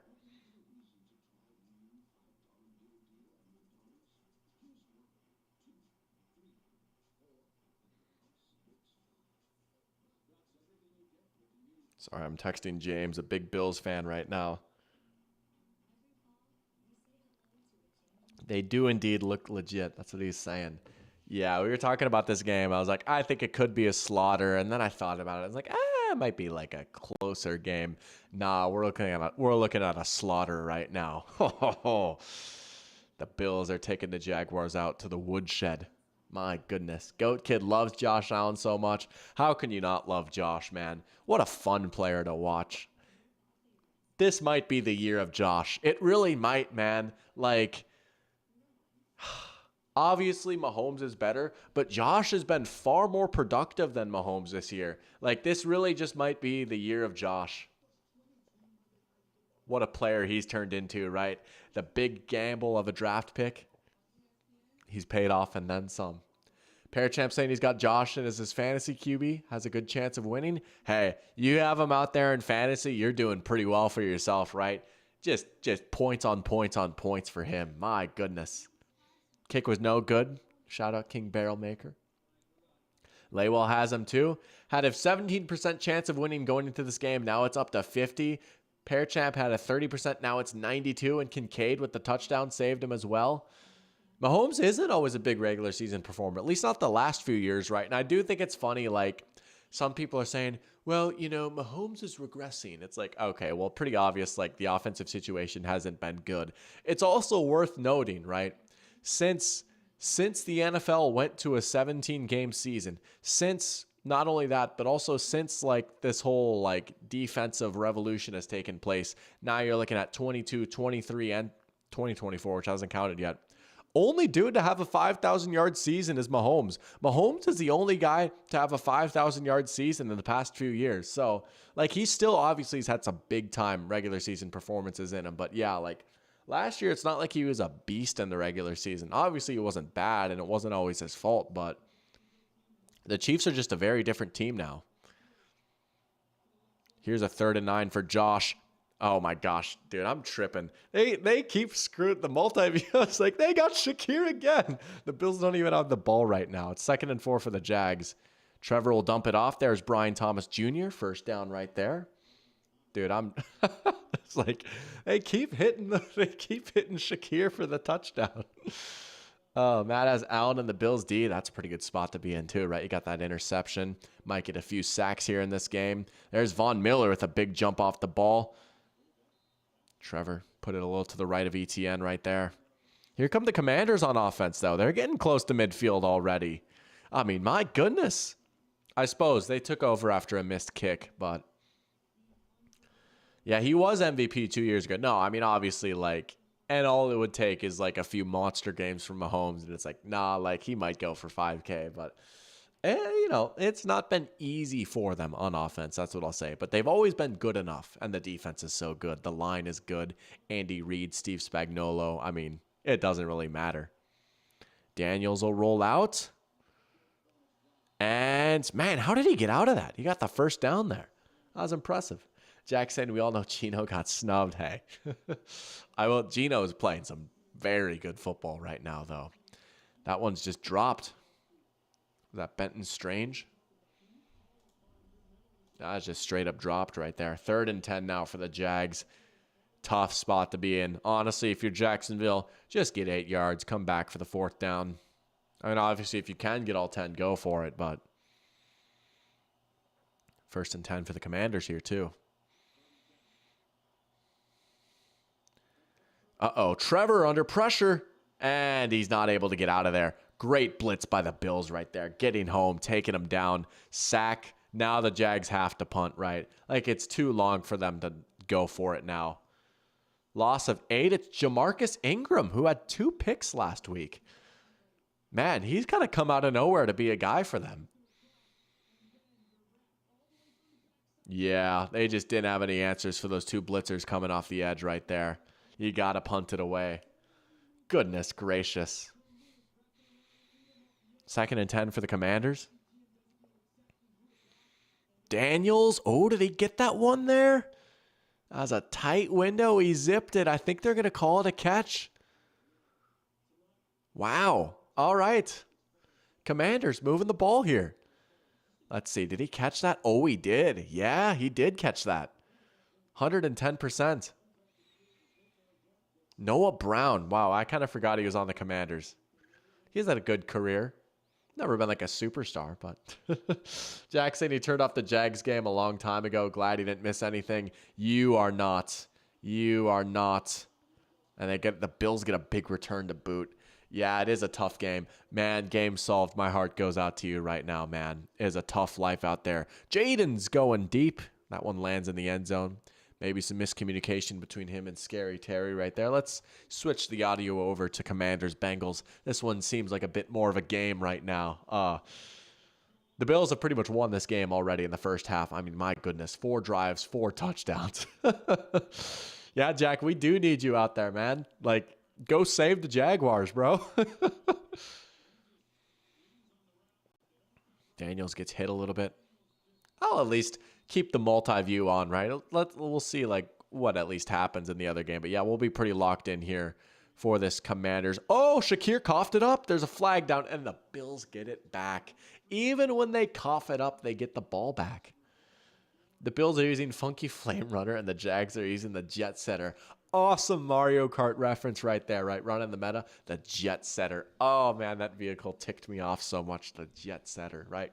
I mean, real ones know you can't use a cart because they don't get inside drift, right? Like, you just put yourself at a disadvantage and you can't wheelie on those straightaways. Like, using a cart, that's just bad Mario Kart right there.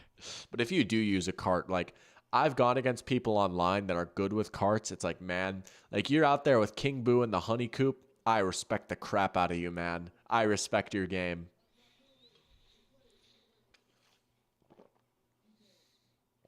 Loving the Mario Kart discourse. Might have to hop back on Mario Kart at some point, though.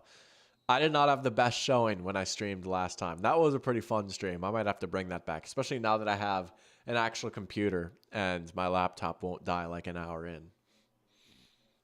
It was a penalty on the Jags. Allen with time. That Ty Johnson? Hearing me analyze Mario Kart is very funny for some reason. Dude, I could do this all day, man, right? You know, I always thought it was so funny how, like, I didn't realize until I was in, like, high school, and I've played this game since I was in, like, 2nd grade, but I didn't realize until high school that, like, the characters actually do give you, like, ability boosts. Like, I genuinely didn't know that because it's not like it, like, says anywhere, right? And if you, like, look really closely at the stats, then you can tell, you know, but, like, when I was a kid and I saw all the world record holders used Funky Kong, right? I just thought, like, I don't know, maybe that's like some inside joke that I don't know about. Like, all the cool kids use Funky Kong or something like that. So I used Funky Kong for that reason. I just thought, like, oh, I'm being sick.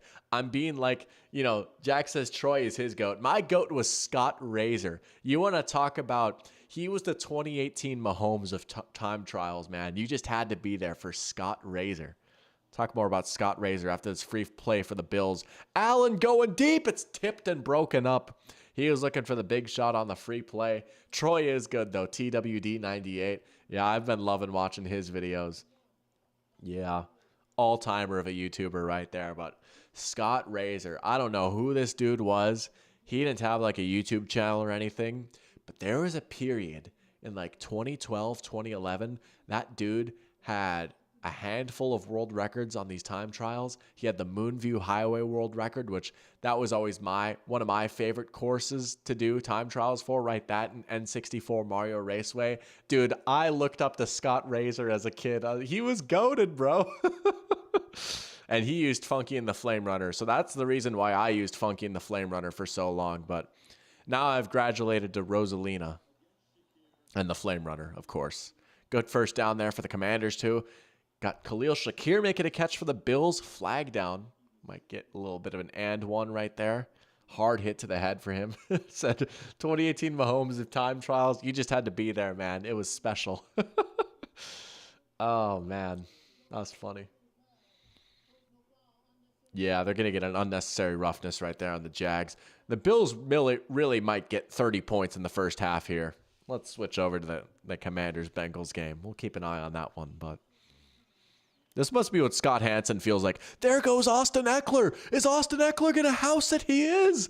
Touchdown Commanders. Touchdown Commanders. Wow. Austin Eckler housed it. 24-yard touchdown run. How about it? Don't need to worry about scoring in the red zone when you can just score from outside the red zone. Wow. Green Gandalf picked the Commanders, right? You've been in the driver's seat for this picks competition a lot of time. Your pick looking solid right now. Looking pretty solid right now. What a shocking result we've got right here in Paycor. Jack is saying that the Bengals might be cooked. Dude, if they lose this game, they go to 0-3. They most certainly are, right? This is a season-saving game right here. We got Christine in here. Let's go. Welcome to the stream, Christine. Good to have you in here as always. Saying hi, doctor. Hello to you too. Hopefully things went well with work today. Know you had a busy day. Man, CRS been going crazy, am I right? But hey, good to have you in here. Hope you're doing well. Having a nice, relaxing evening. Watching 2 Monday Night Football games at once. They've got the doubleheader. You heard me rant about that a few days ago, but you know what? We're doing it, right? When there's football on, we will watch, and that's what we're doing right now. Eckler was using the spear on the run. The spear. The ultimate straight line speed vehicle, right? Good for Yoshi Falls or Luigi Circuit or Mario Circuit when there's not as many turns and you just want to go as fast as possible on your wheelies, as that's a touchdown right there from Josh Allen. Put that one in the freaking bucket. Oh my goodness, what a throw by Josh to Ty Johnson. It's 33-3. This is a murder. Bro, Doug Peterson might not make the flight back, man. Right now, the Jaguars are like Baby Luigi and the Bit Bike.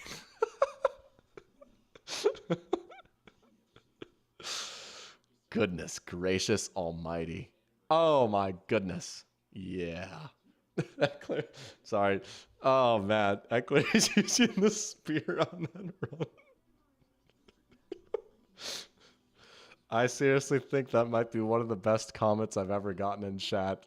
That is awesome. Kick is up and good for the Bills. It's a 31-point game. Dr. Mario Kart Wii would go crazy, wouldn't it? I gotta do a Mario Kart stream again soon now just because of this, man. I totally gotta do it. We will fit that in here within the next few weeks for sure. I don't know. We might do something similar to what we did last time, but I'm having too much fun with these Mario Kart comparisons. That was a heck of a throw by Josh, though, right? Just lob it over the defender. Good catch by Ty Johnson to the running back, right? Look at him get those feet down and bounds. Allen has 4 touchdowns in the first half. He's 22 for 28 with 247 and 4 touchdowns. Yeah, it's the year of Josh, man. It really might just be the year of Josh. Oh, my goodness. And 22 rushing yards, because why not? I have him in one of my fantasy leagues. I wish I had him in more, man, though. I had him in one of my fantasy leagues last year, too. He's got 28 points in the first half. Goodness gracious. Oh, yeah.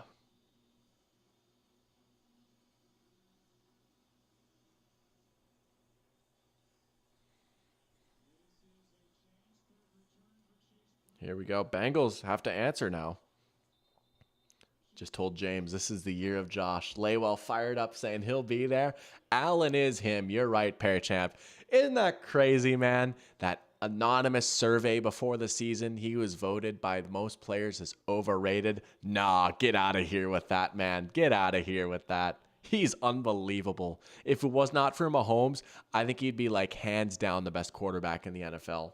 Like, he will be a Hall of Famer. He absolutely will be a Hall of Famer. I have no doubt in my mind. Here's another Mario comparison. He is John Elway with the Mega Mushroom. Like, seriously, I watched some old Broncos highlights like a few months ago, and it was like, wow, Josh plays just like John Elway, except Josh is like 50 pounds heavier and faster and somehow has a stronger arm too. It's incredible. Trevor's just gonna, wow, man. Like, even the little, like, just trying to dump it off is just not working right now. My goodness. All right, 2nd and 2 here for the Bengals. Gotta answer here. Their defense has been struggling a little bit in this game so far. We might see a shootout in this one. This one might actually be a competitive game. John Elway with the Mega Mushroom. I mean, seriously, like, dude, John Elway was such a funny player to watch too, man. He would do some crazy stuff, but it always worked. He was uber talented. Had a little bit of a bozo gene in him, like Josh. Would turn the ball over some, but man, when it worked, it worked. And just like with Elway, right? Like, he carried the Broncos for a long time, never could get over the hump. And then once the Broncos had a more balanced team around him, once they brought in Terrell Davis, they had Mike Shanahan, right? That sick running game, a little bit more balanced. Then they got over the hump and won 2 Super Bowls, right? It was a lot later in Elway's career than Allen's, but like similar kind of vibe right now with these Bills, don't you feel like? They don't have like a Terrell Davis level dominant back, but it feels like the rest is just, it's just a Chase Brown used a pow.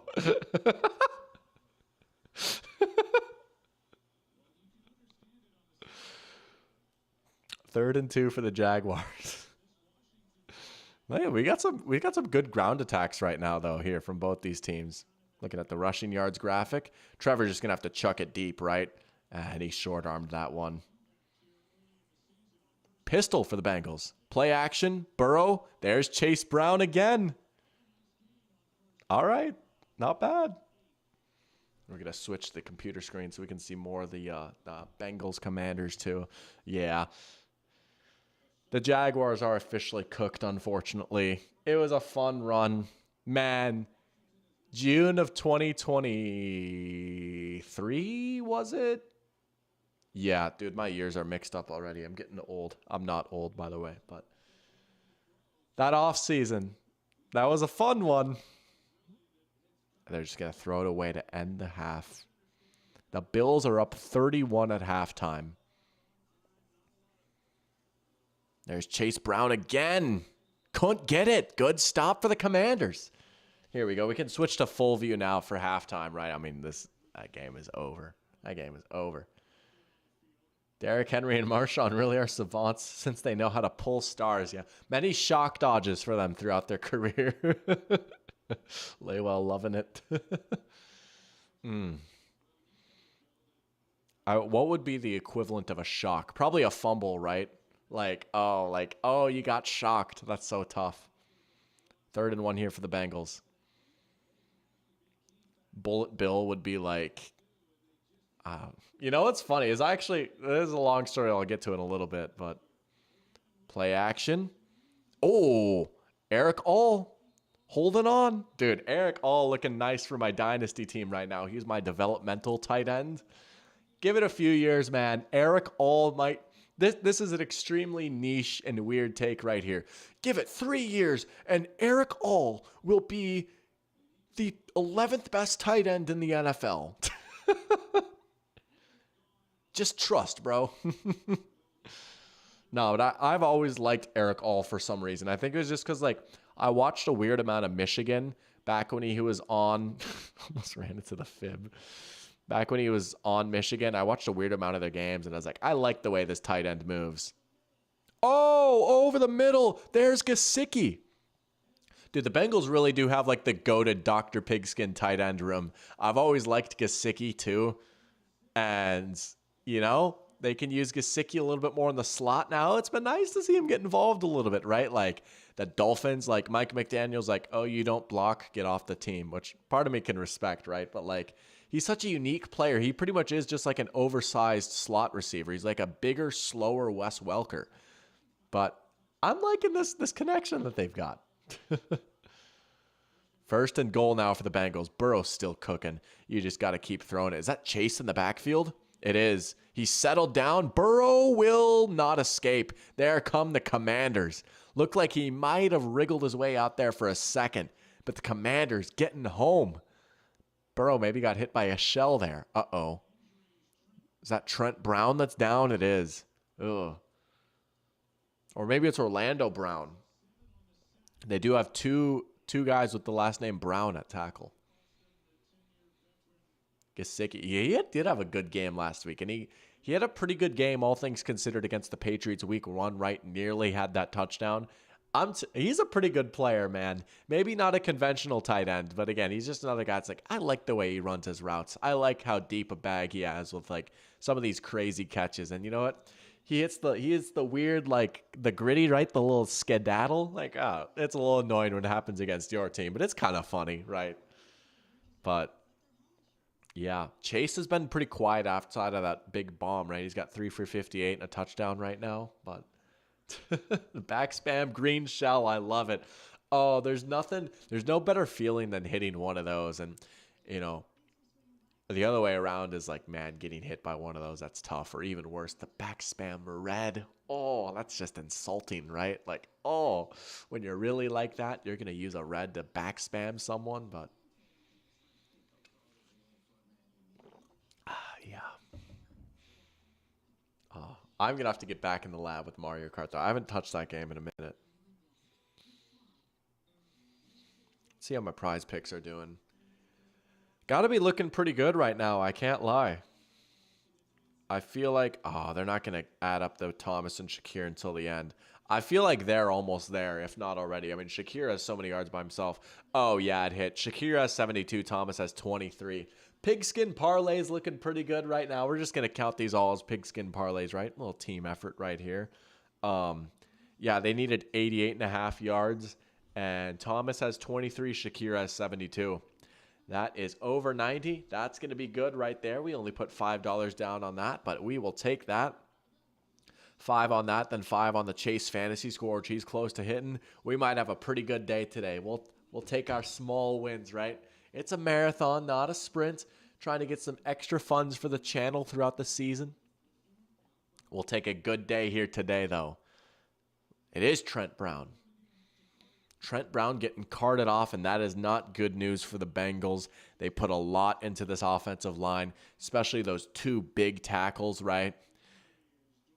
And it's going to be Amarius Mims who's up next, right? The rookie out of Georgia, the guy who the one big knock on him has been he's been extremely raw, hasn't played a lot.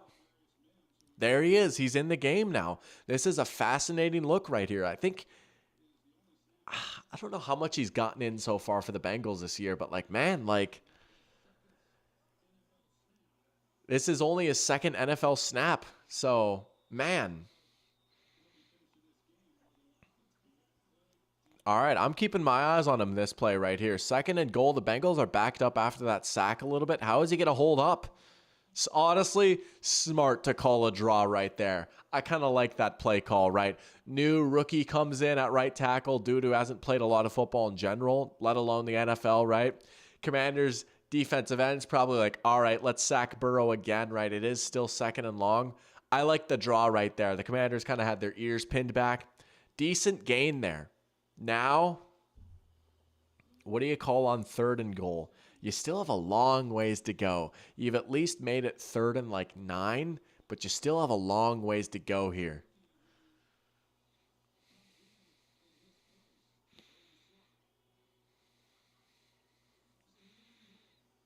And nothing. Looking for Yoshi there. Incomplete. I mean, Yoshi's Yoshi, right? That just explains itself. Easy enough, right?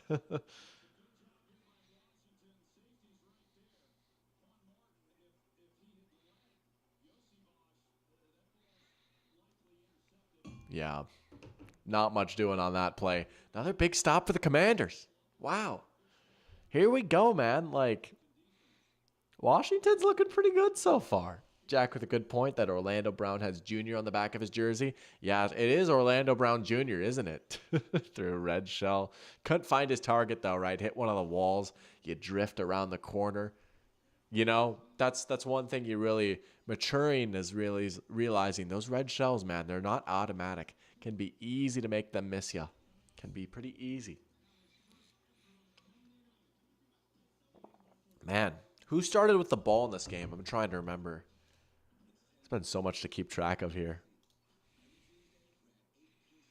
It was the Bengals, wasn't it? The Commanders could potentially go two for here if they play their cards well, right? 5:25 left here in the second quarter. Bengals do have all three timeouts, but they could chain right here. They could chain possessions.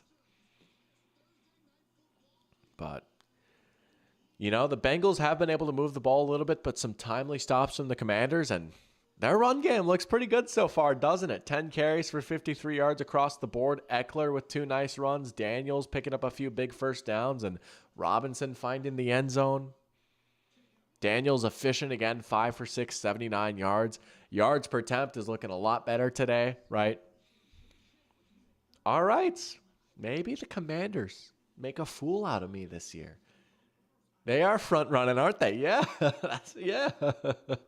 That's another thing. Like when I first started playing online, I realized I can't just be in first place the whole time. Like you can't front run N64 Mario Raceway, right? Like that third lap, if you're in low key, if you're in first place on the final lap of Raceway, congrats on ninth place. Like, sorry, dude, you're going to get blue shelled. Half the map are going to get stars or golden shrooms. And that final turn, man, everyone is going around the pipe. That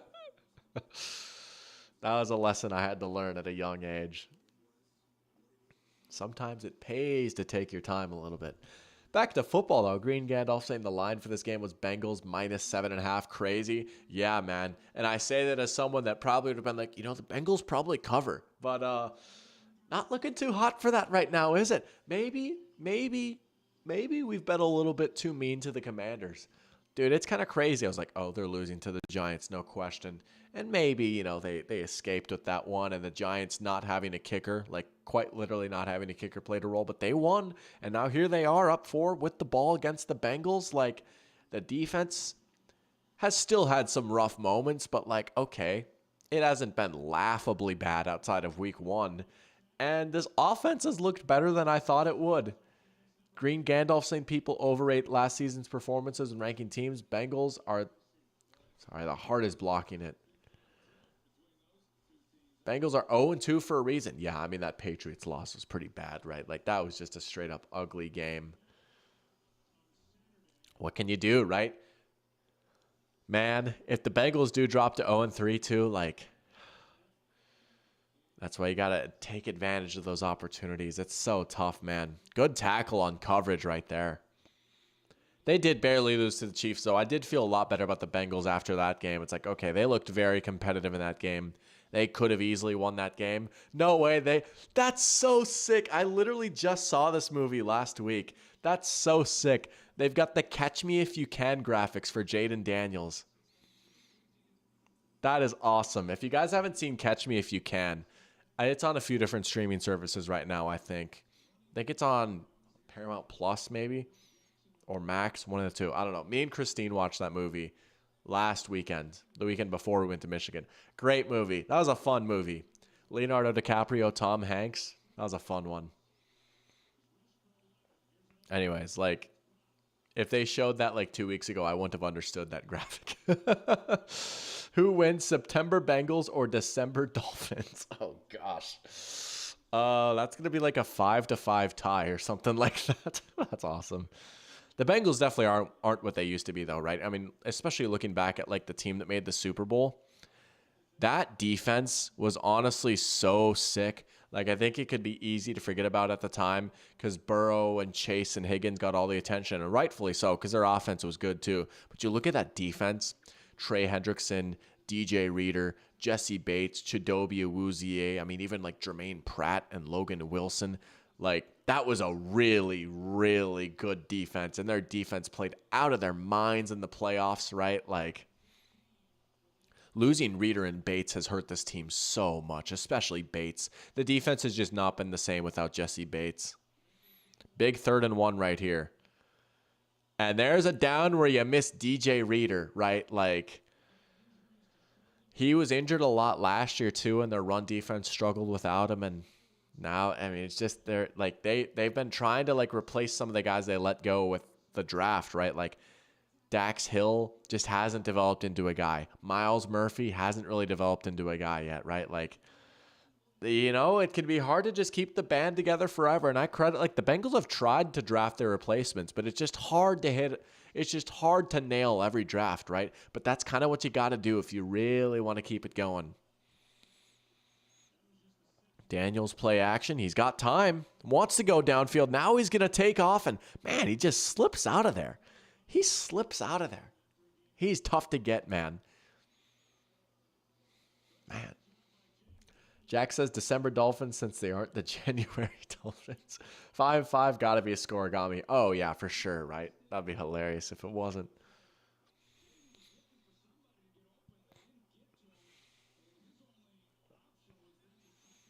Covered up pretty well right there on the back end. 2nd and 5. Chiefs have been fortunate. No, that's been such a big reason why the Chiefs have been able to sustain their success. You look at some of their draft classes, they've been insane. Jaden's going deep, and he's got Terry McLaurin. Oh, my goodness, inside the 5. That is a nice ball by Daniels right there. Just stands in there, hits Terry perfectly, and that's the connection we've been waiting to see. We all knew Jaden Daniels had a great deep ball in him. Look at that. Just beats Cam Taylor-Britt, who's a pretty good player. Terry just wins there. Jaden sees it. Big time play. 1st down and goal. Daniels is fired up. Why wouldn't he be? Why wouldn't he be? That's got to be the biggest throw that they've hit all year, right? Here we go. Play clock is running out. And Daniels is going to keep it. Touchdown. Touchdown and a leap. It's a 2-score game. The Commanders taking it to the Bengals on the road. What a drive by Jaden Daniels. What a drive by Jaden Daniels. Wow. Here we go, man. How about the Commanders? Look at that. Zone read. Oh, baby. Easy as you like. Ho, ho, ho. Cliff Kingsbury. I may owe you a slight apology tonight. Jaden Daniels, I may owe you an apology. Washington Commanders, I may owe you an apology. I said these dudes were going to be the worst team in the league. Sure does not look that way right now, does it? Oh, man. I got to eat some crow. I just might have been straight up wrong about the Commanders. Man, that was exciting. It's 21-10. Osai, yeah. And it's been an up and down tenure for him with Cincinnati, right? Man. I mean, he just didn't know where to go, right? Yeah. And that was big to like hit Terry McLaurin there. Parachamp asking, is Jaden Daniels this year CJ Stroud? That is an incredibly high bar. I might not go that far yet, right? Still want to wait and see a little bit more, right? But man, I will say he has looked like the best rookie quarterback so far. I will say I still think Caleb has been pretty good too. The stat sheet hasn't quite shown it, but he looks a little more comfortable with every game. And to your credit, Jack, that offensive coordinator is not doing him any favors. And the offensive line has been much, much worse than anticipated. So his situation hasn't been quite as good as we would have thought. But Daniels has been definitely the most impressive rookie so far, for sure. And even after week 1, I was like, oh, wow. Like, Man, it was just a lot of what we thought it would be from Cliff Kingsbury, and it didn't look that good, and they got blown out by the Bucks. Like, oh, this is going to be tough. And then week 2, they couldn't score at all in the red zone. But here we go. 3 touchdowns for the Commanders. First half. Here we go. I just summoned Jack by saying Shane Waldron's name. That's so funny. There's Chase Brown getting it to the outside. Good run by him. Ooh, takes a nasty hit, but he's going to get the first down. Green Gandalf saying Daniels can't read the length of the field, but boy, can he read those deep balls. Yeah, that's the big concern, right, is reading the middle of the field, maybe managing the pocket, some of the pressure stuff, but it's never been a question of if he can make the throws or not. That's the thing, right? We know he can run, and we know he's got a nice arm. He does have a pretty deep ball. We saw that all the time at LSU. I think the big concern specifically from me and a lot of other people as well, how much is that going to translate, right? Like throwing deep is super hard. You can't just spam these slot fades and like go balls down the sideline like you could with Malik Neighbors and Brian Thomas Jr. But I tell you what, he hit one right there, and man, did he hit it, you know? Man, did he hit it.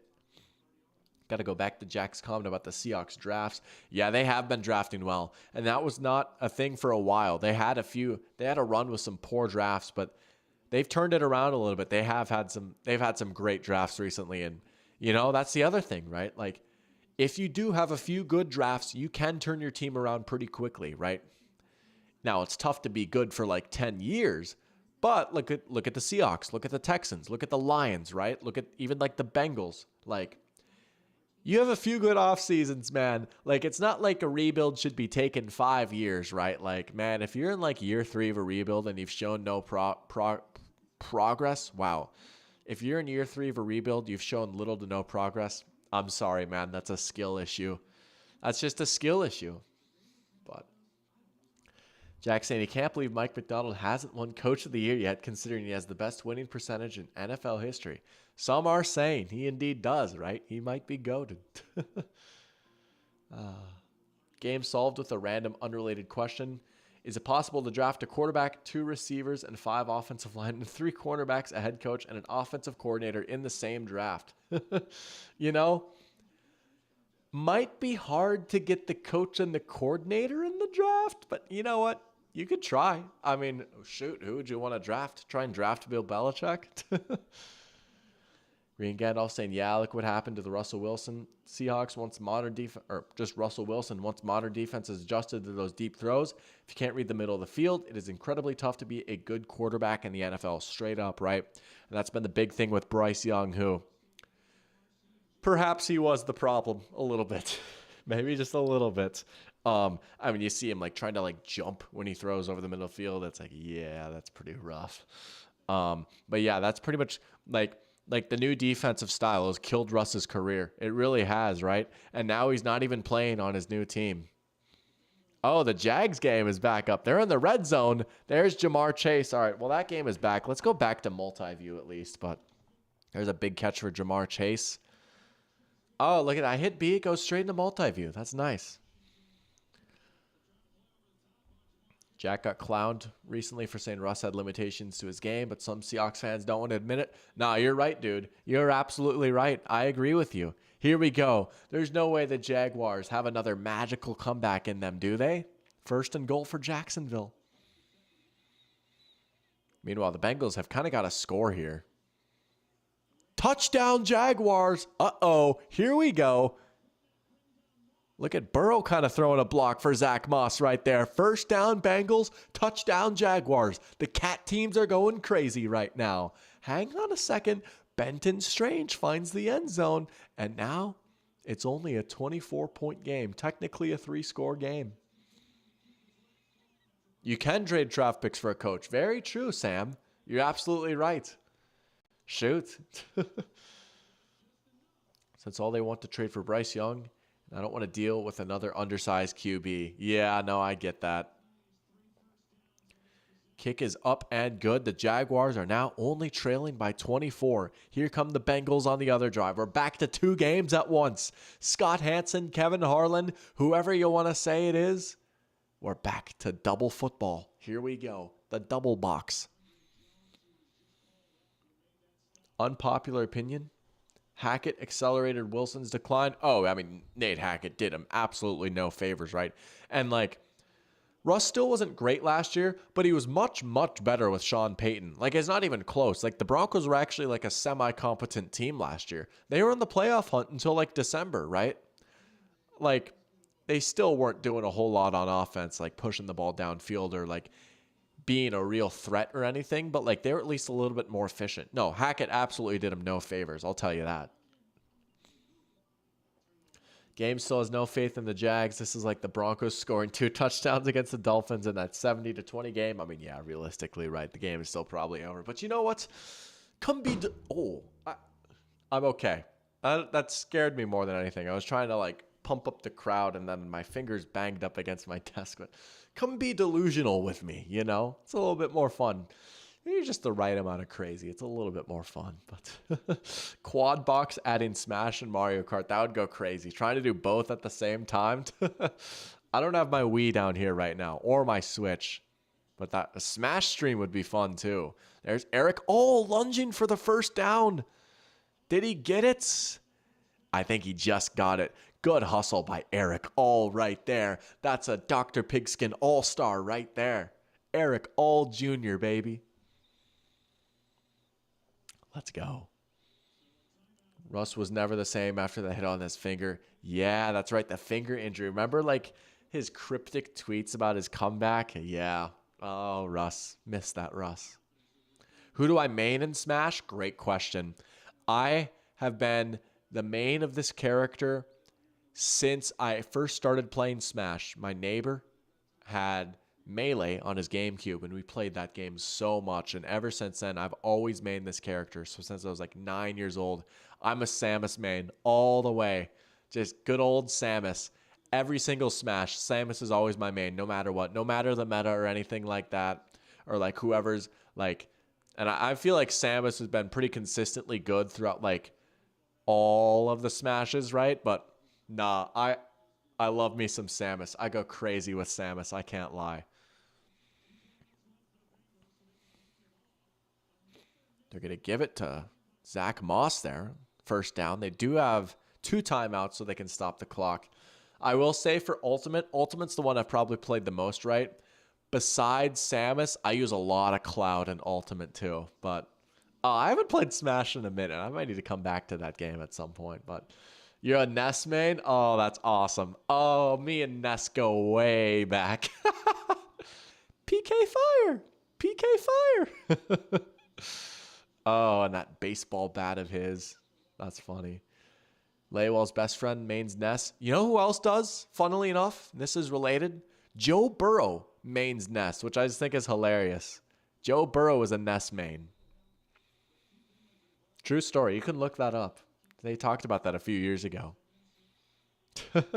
Dude, we got to do the Nintendo Dr. Pigskin stream soon. We will make that happen. Here's the Ness main rolling out, trying to escape. We'll just throw it away. Looking for Moss right there. Xenoblade, so he pays his Pyra. And I'm not going to lie, I can't read that. Mithra. You know what's crazy? Those have got to be DLC fighters, right? I haven't gotten the DLC or the fighter pass in so long, so I don't know any of those. Man, is that? No, it's not Shakir. That's Mac Hollins. Sam plays Invincible, Jigs, and Lucy. Oh, Incineroar. I was like, who's Invincible? Nice. I love Incineroar. Oh, I love the noises he makes. Oh, that's awesome. We got some Smash and Mario Kart talking here. I will make that happen. Don't you worry.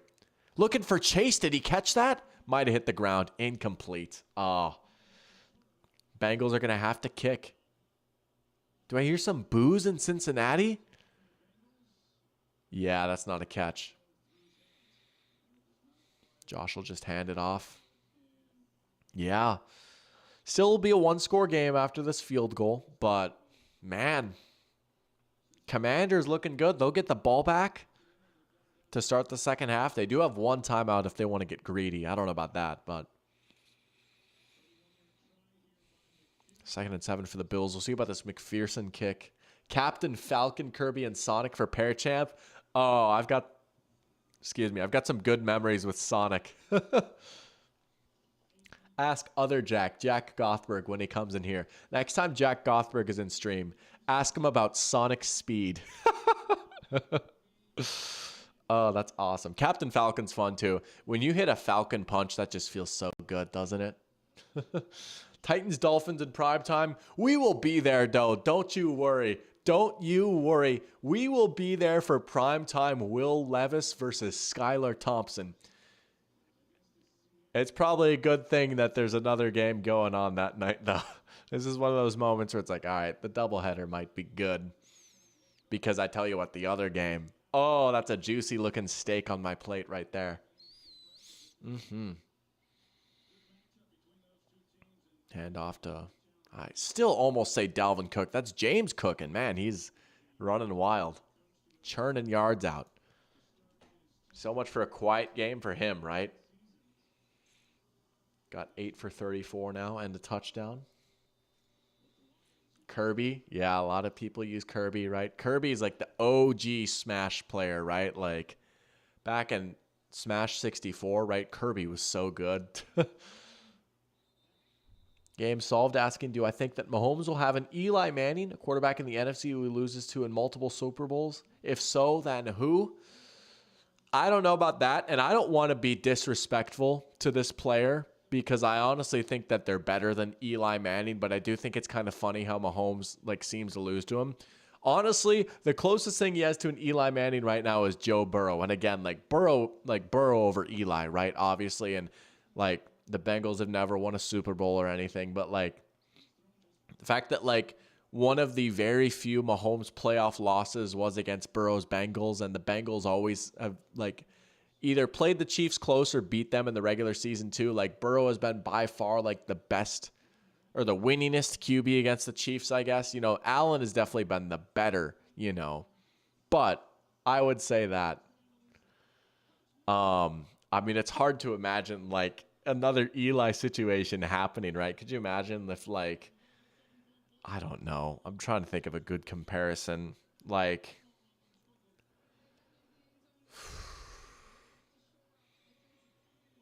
what if Jared Goff beat the Chiefs in the Super Bowl twice, you know? Something like that, honestly. But Leywell started on the 64, but he was like 5 at the time, but he stuck with Kirby through the times. That's awesome. That's awesome. Let's go.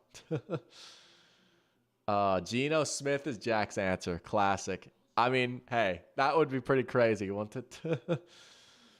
Frank Ragnow is week to week with a partially torn pec. I actually did not know what having a 99 grade does.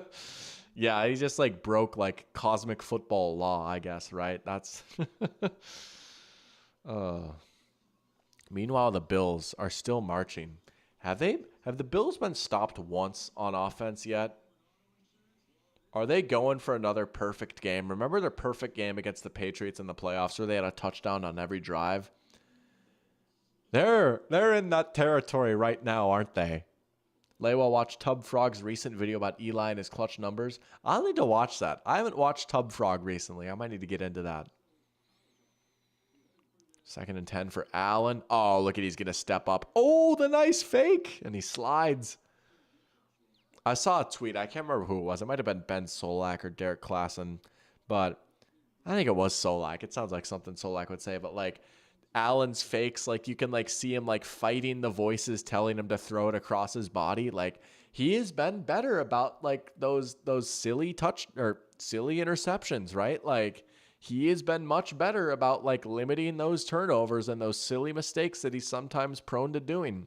That's what's like it's like Happy Gilmore learning how to putt, right? Like Happy learned how to putt. Like Josh Allen learned how to not force the football. Like the other 90% of the time, he's just so good. And now like that 10% is cut down to like 4. That one's going to go out of the end zone. There goes the perfect game, I guess. But the Bills will still get points here. It's going to go back to a 4-score game.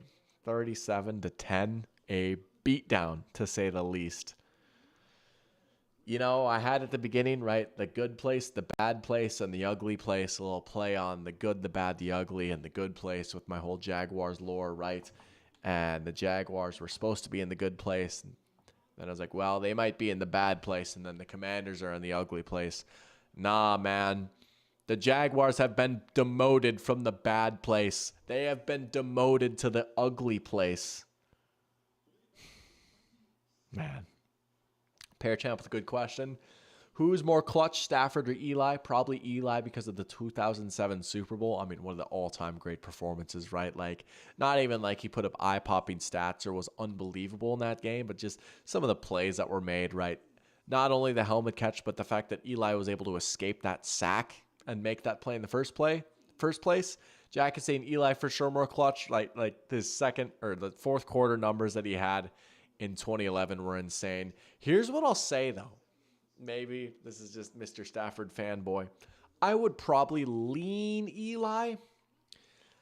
I don't think Matthew Stafford gets nearly enough credit or like street cred or respect or whatever for the fact that that man led a game-winning drive in the Super Bowl. That dude hit a no-look pass late in the fourth quarter in the Super Bowl. That dude hit a game-winning touchdown in the Super Bowl. And you think about, like, he's had so many epic fourth quarter comebacks and game-winning drives, like the fake spike versus Dallas and, you know, even last week, right? Or yesterday, like, game on the line, 50-yard dot to Tutu Atwell, you know. But I can't hate you for picking Eli. I can't hate you. I don't know, man. Oh, I don't know. But Eli does have some. I will say, you could easily come back with, okay, what about Eli's throw to Mario Manningham in the 2011 Super Bowl? Maybe like the greatest throw in Super Bowl history. That was unreal. All right.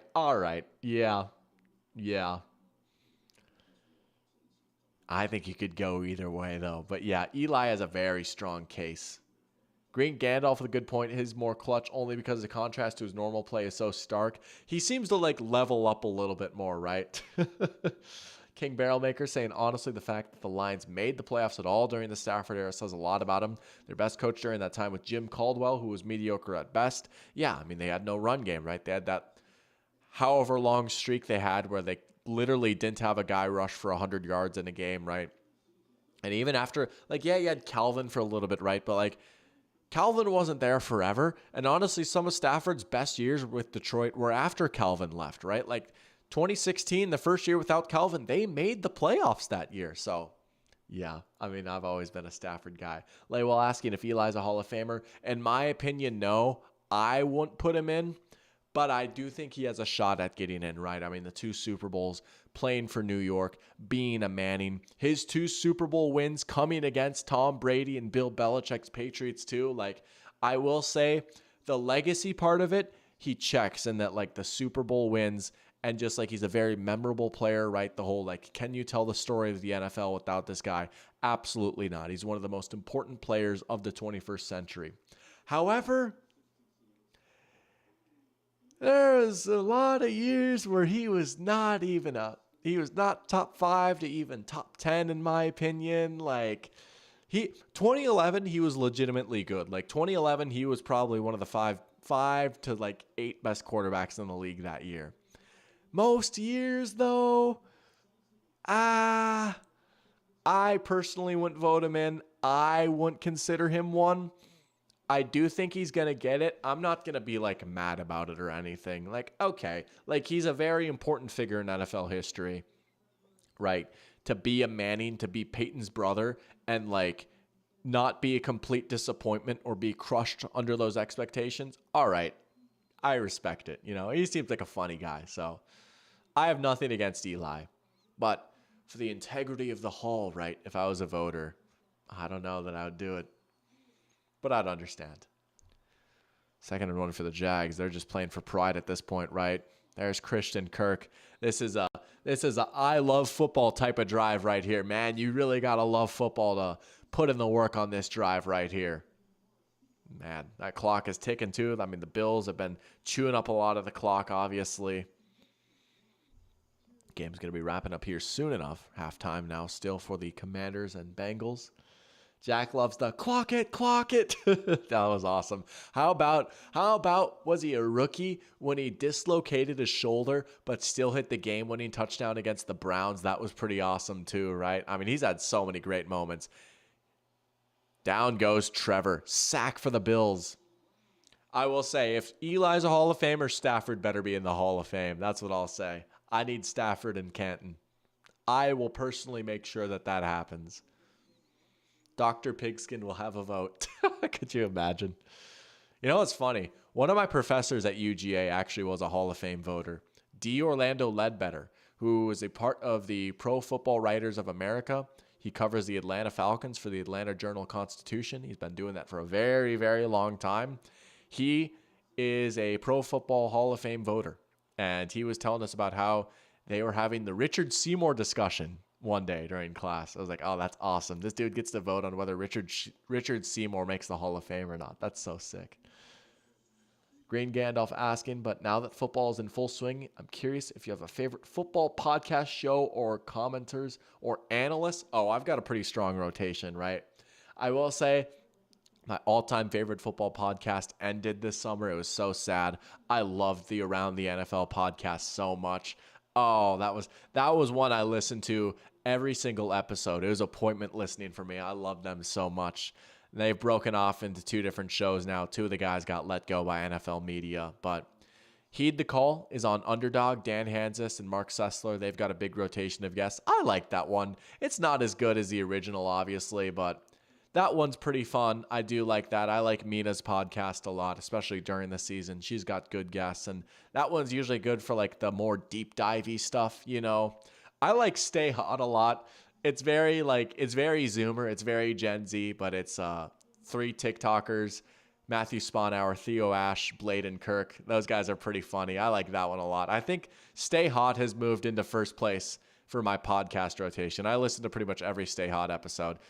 I think they've been in their bag recently. Like, honestly, like, I think they've gotten better over time. Like, I don't know. I was listening to this offseason. I was like, man, like, I don't know. They seem to be getting a little better, and they've always been like fun to follow on Twitter and stuff. But as far as like YouTubers and stuff, I mean, obviously Brett Coleman's the OG, right? I mean, he's like honestly probably 33% of the reason I'm even doing this right now. He's great. I like Thinking Football for a lot of X's and O's stuff. I love the QB School with JT. He's a funny guy too. He cracks me up just the way he talks and gives great insight. So those are some of the guys I would say.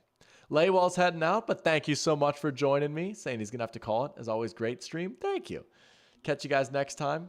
And go Chiefs, go Mario Kart, go Smash Bros. That's awesome. That's awesome. Oh, yeah, we'll have to have you back in here for that sometime soon. But good to have you in here as always, Laywell. You take care as well. You have a good night, man. Look at that. Look at the love. But those would be some of my football content recommendations. And I mean, those aren't like underground or niche by any means, right? Like these are pretty well-established brands. But I loved Extra Point Taken with The Ringer. But that was another one. I guess they're still doing it, but it's without Ben Solak now.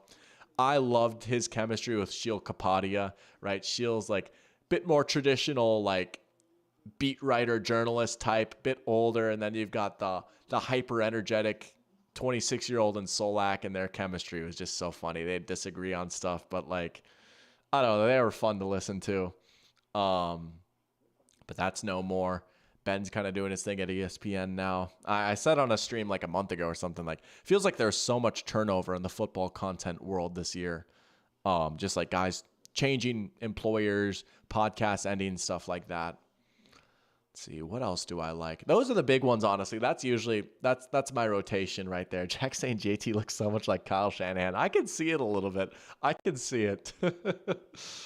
Now, honestly, like watching him, like, has been like, that has taught me so much about football, honestly. Green Gandalf saying he's gonna have to check out Stay Hot. Yeah, I was actually listening to their week 3 recap today. And they're all like fans of different teams. Theo's a Packers fan, Bladen is a Browns fan, and Matt is a Panthers fan. Matt is so funny, dude. He's hyped up that the Panthers won today or yesterday. You like Norse Code with Arif Hassan? Yeah. You know, I've actually never listened to his pod, but I follow him on Twitter. I don't pay for his Substack, but I always like just like skimming through what I can. I mean, he's clearly a very talented writer, and he's a good follow on Twitter. I love him a lot. Also gotta love Coleman. Parachamp saying, can we all agree that the Madden cover curse is real? This year's CMC is hurt, And last year, Josh Allen's Bills miss a wide right field goal to lose to the Chiefs. Dude, the Madden curse is looking as real as ever right now, dude. What if CMC like doesn't play this year? I think that's like a slight concern. Like you can be like slightly concerned about that, man. It's not looking good. He's seeing like a specialist in Germany for his Achilles now. That's a little scary. That's a little scary, man.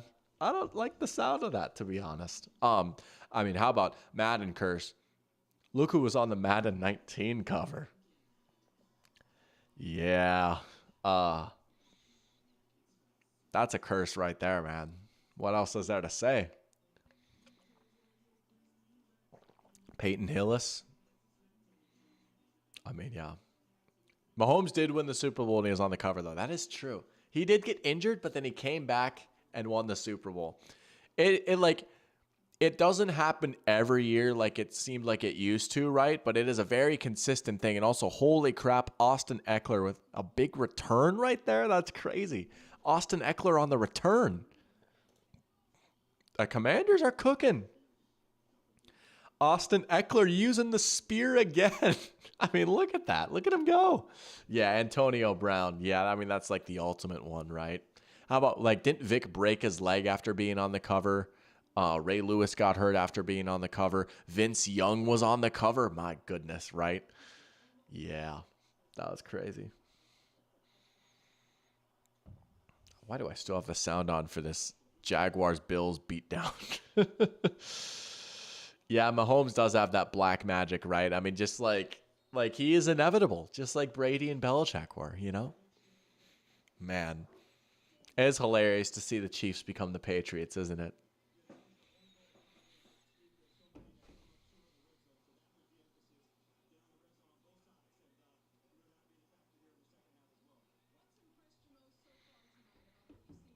Third quarter is almost done for Jags Bills, man.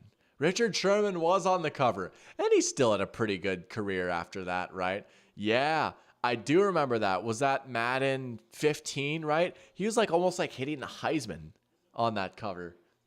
That was the last Madden that I had on the Xbox 360, and then Odell was on the cover the next year. And he had a few good seasons after that, but Gronk, they had Brady on the cover. Back to back, right?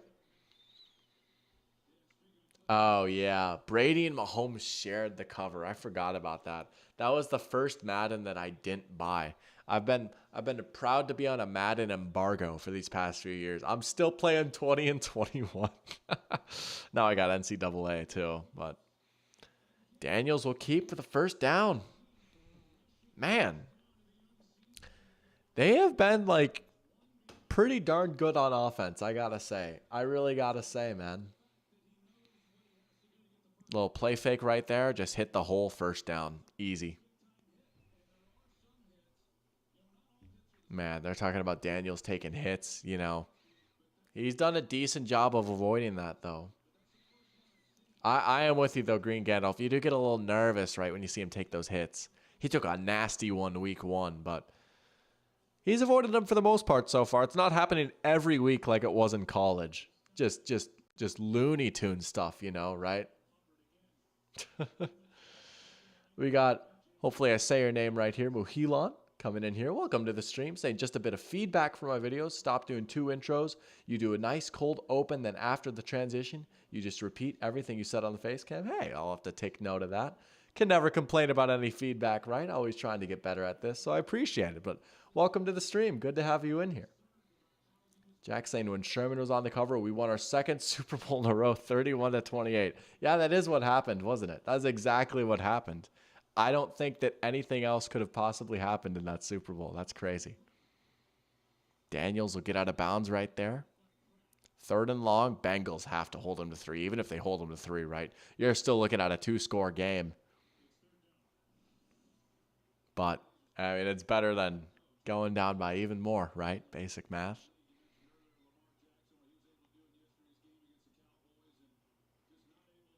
Been a lot of tucking and running for Daniels, but you'll take that. Oh no. Well, forget all that. We got an automatic first down right here for the Commanders. Penalty on the Bengals. Is that hands to the face they got him for? Yeah. Oh, yeah. Terry had an easy release if he didn't do that. He's been kind of cooking Cam Taylor-Britt so far, and he's a guy that I've kind of hyped up a little bit, but Cam Taylor-Britt is kind of getting cooked right now by Scary Terry. First down and 10 now from, what, the 12, we'll call it? There's Eckler. He just, I don't know what it is, if he just needed a year off or something, but he looks a lot better right now.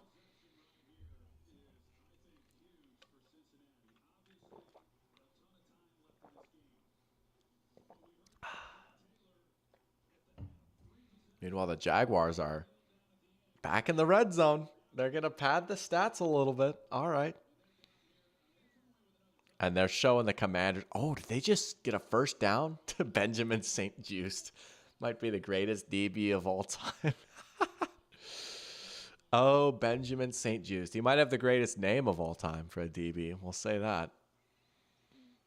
I got a little bit of a sneak peek of this play.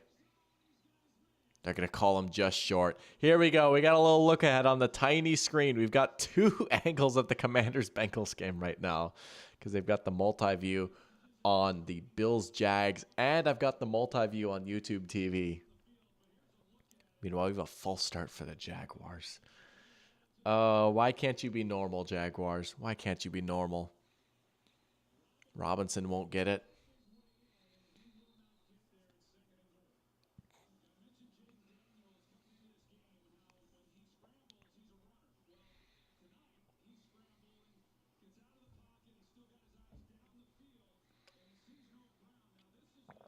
That was a good throw to Noah Brown right there. They're showing the replay right now.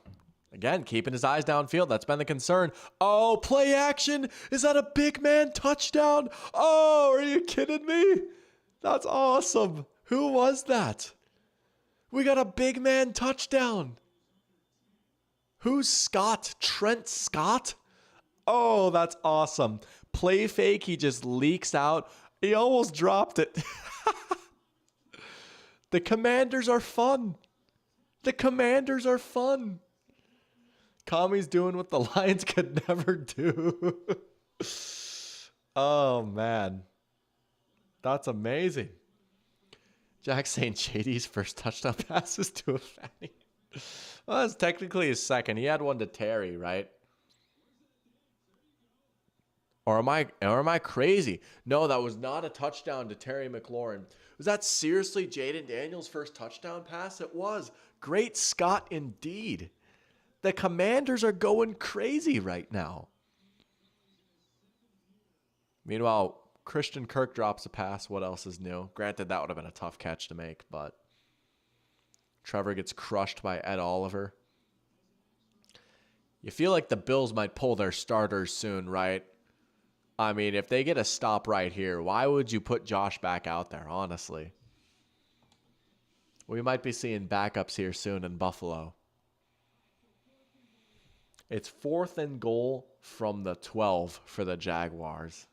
Great googly boogly. Oh. Man, what do you do here?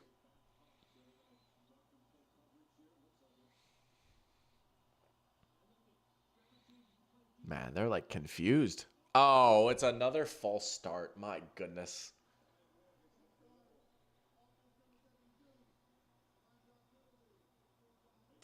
I also did not have the Bengals going 0-3 pair champ. But it's looking like there's a chance that that's the case. Yikers. Bills are going to have to pull their starters in back-to-back games. They probably will. Hey, when you're like that, you can do that, right? It's like a college team out there. It's like UGA, except for last time they played. But that loss to the Patriots is looking pretty bad, ain't it? My man, Jacoby Brissett. Not even like, I'm not even going to like say it's all his fault. Like the offensive line and the receivers are just so putrid, but Trevor's going to get sacked. Von Miller chased him down. Oh my goodness. Von Miller, like turning back into like a good player has been a massive development for the Bills too. The crowd is going nuts right now. 3 sacks for the Bills defense. I can't remember who said they had the Bills D, but man, you got to be feeling great right now, don't you? just hunted him down. Yeah. The Seahawks have DeKalen Zacharias Metcalf, also known as DK.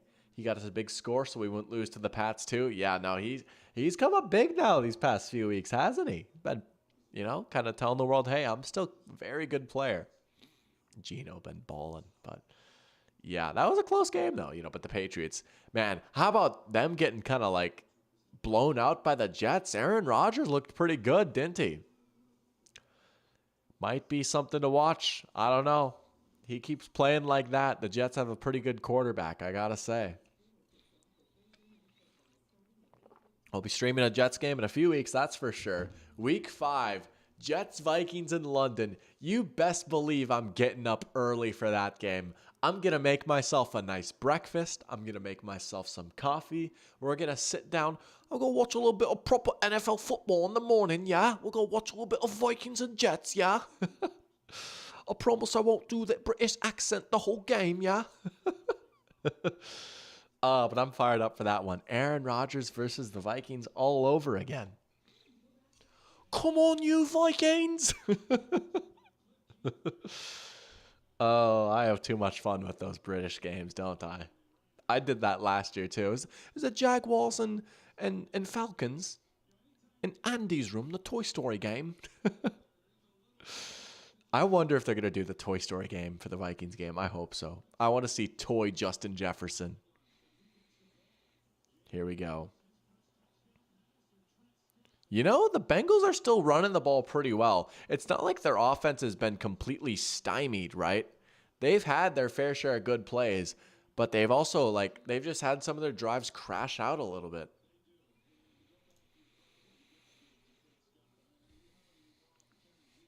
But first down and 10 now. Hate the 8:30 start. Why? I know, it's annoying. I will say that is annoying. A little bit easier for me, right? I get an extra hour. It's 9:30 start for me. But it is annoying, isn't it? Oh, Burrow goes down. That's a big sack. Wow. But yeah, you're absolutely right. They do it for money. Absolutely. 110%. It is annoying. I remember back when I lived in Fargo, I was like, 8:30. And even now it's like, 9:30. Parent champ didn't know Doc was a native to London. I come from Southampton.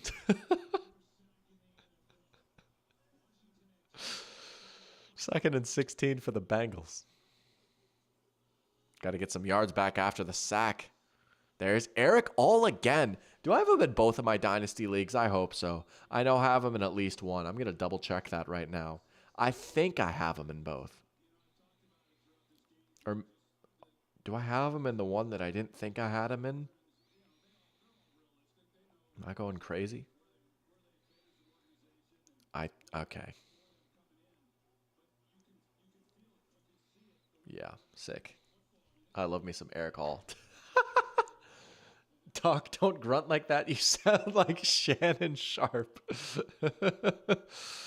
Shannon Sharp. Oh, the Shannon Sharp jokes are back. There's Burrow over the middle. There's T. Higgins. And that is what they needed on 3rd and 10. Man.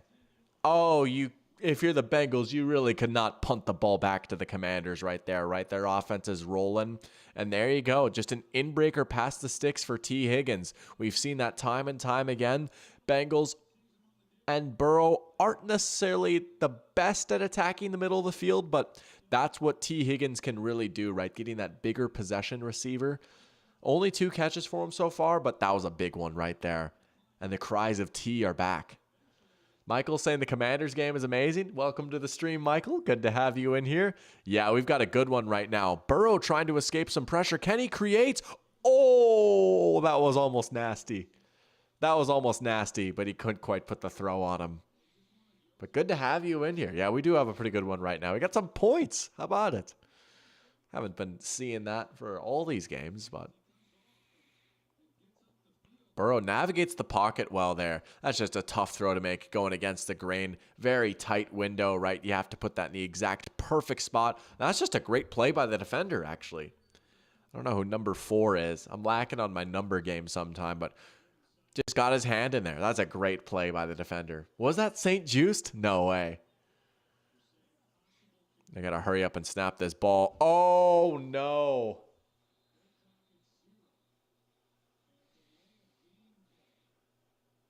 Honestly. Wait, was it a delay of game? Oh, I would have almost rather they took the 5-yard loss there. I don't know how I feel about that timeout in the third quarter when you're trailing. I don't know about that. Oh, I don't know, Jim. But you got to get the first down either way, so you might as well keep the 5 yards. But I'm with you, Jack.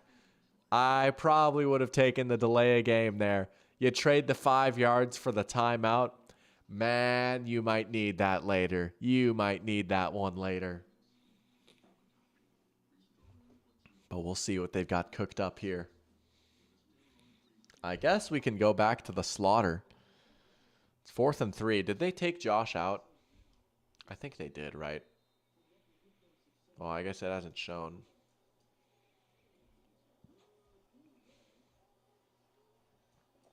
I guess they haven't.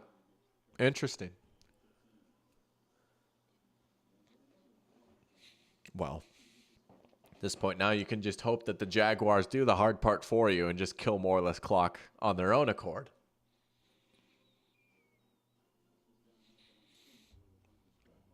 There's Doug Peterson. Man, look out. We got AJ McKeown. Man, I might have butchered that. I almost want to say McCown. Obviously, it's not like Josh McCown or Luke McCown, but welcome to the stream. Saying nope, he was in on that drive. Interesting. I guess. I don't know. Don't take him out yet, but man, you would not like to lose him in a spot like this, right?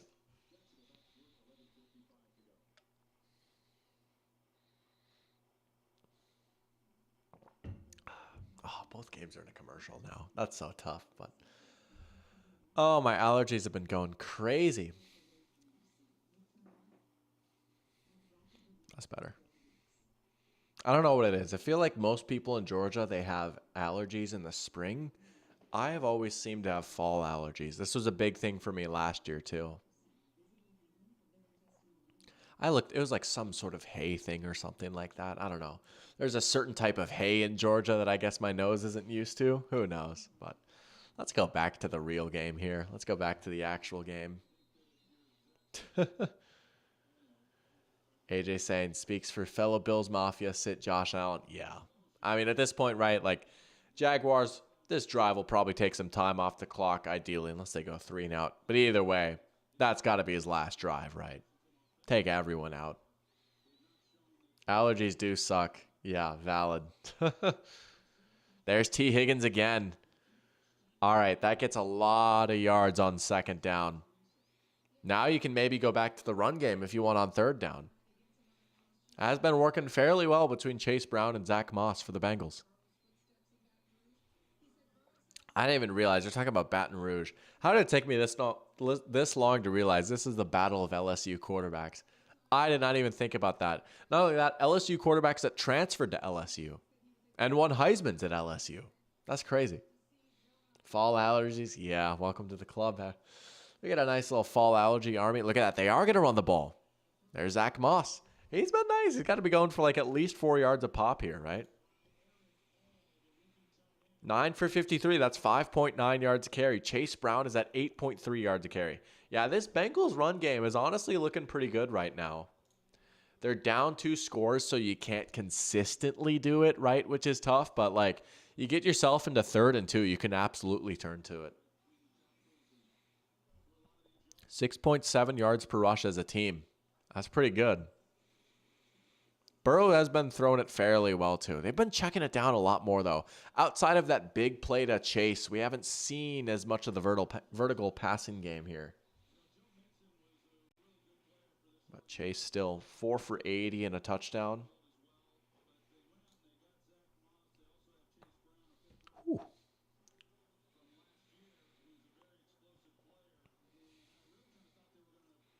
Zach Moss also 26 receiving yards. Man, Trevor just looks lost out there right now. He just took another sack. He looks broken, man. Need to fix my sweet prince. They'll run it. Oh, my goodness. There goes Chase Brown. That's like a 12-yard run right there. Dude, who cares if you're down 2 scores? Run it till they stop you, I guess.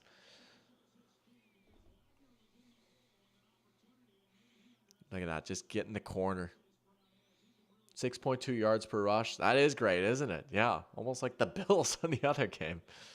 They are going to run it again. That time the Commanders are ready for it. Half the team back there. What are the Bills rushing for right now? Bills 4.2 yards, but they've also got more attempts, I bet. 22. But the Bills really did it through the air today. This was a little bit more of the old Bills, Josh Allen 4-touchdown type of game, right? But it wasn't a shootout. It was a blowout. ETN with a little dump off. Jack has allergies almost all year. That's tough. Not fun, man, right? It can be easy to take for granted how nice it is to breathe through your nose, you know? There's Chase. He's not going to get it, though. 3rd and goal, but a lot closer. Summer's the only time you get a break. Yeah. Ugh. Might be T. Higgins' time now that you're really close to the goal line. That was a good play by Chase, though, to get a few yards, set you up. Probably take 2 cracks at it here, right? They're probably thinking ahead, right? 3rd, 4th, and goal. You're that close. You need 2 yards. You have 2 tries to get 2 yards. You got to get one of them. I mean, you could kick the field goal, but then it's still a 2-score game. Yeah. Do we have a timeout call here? Commanders took a timeout. Commanders took a timeout. Wow. Jack took an allergy test last year and reacted to 98% of the allergens. That is insane. That is tough. Even in the winter, too. Ugh.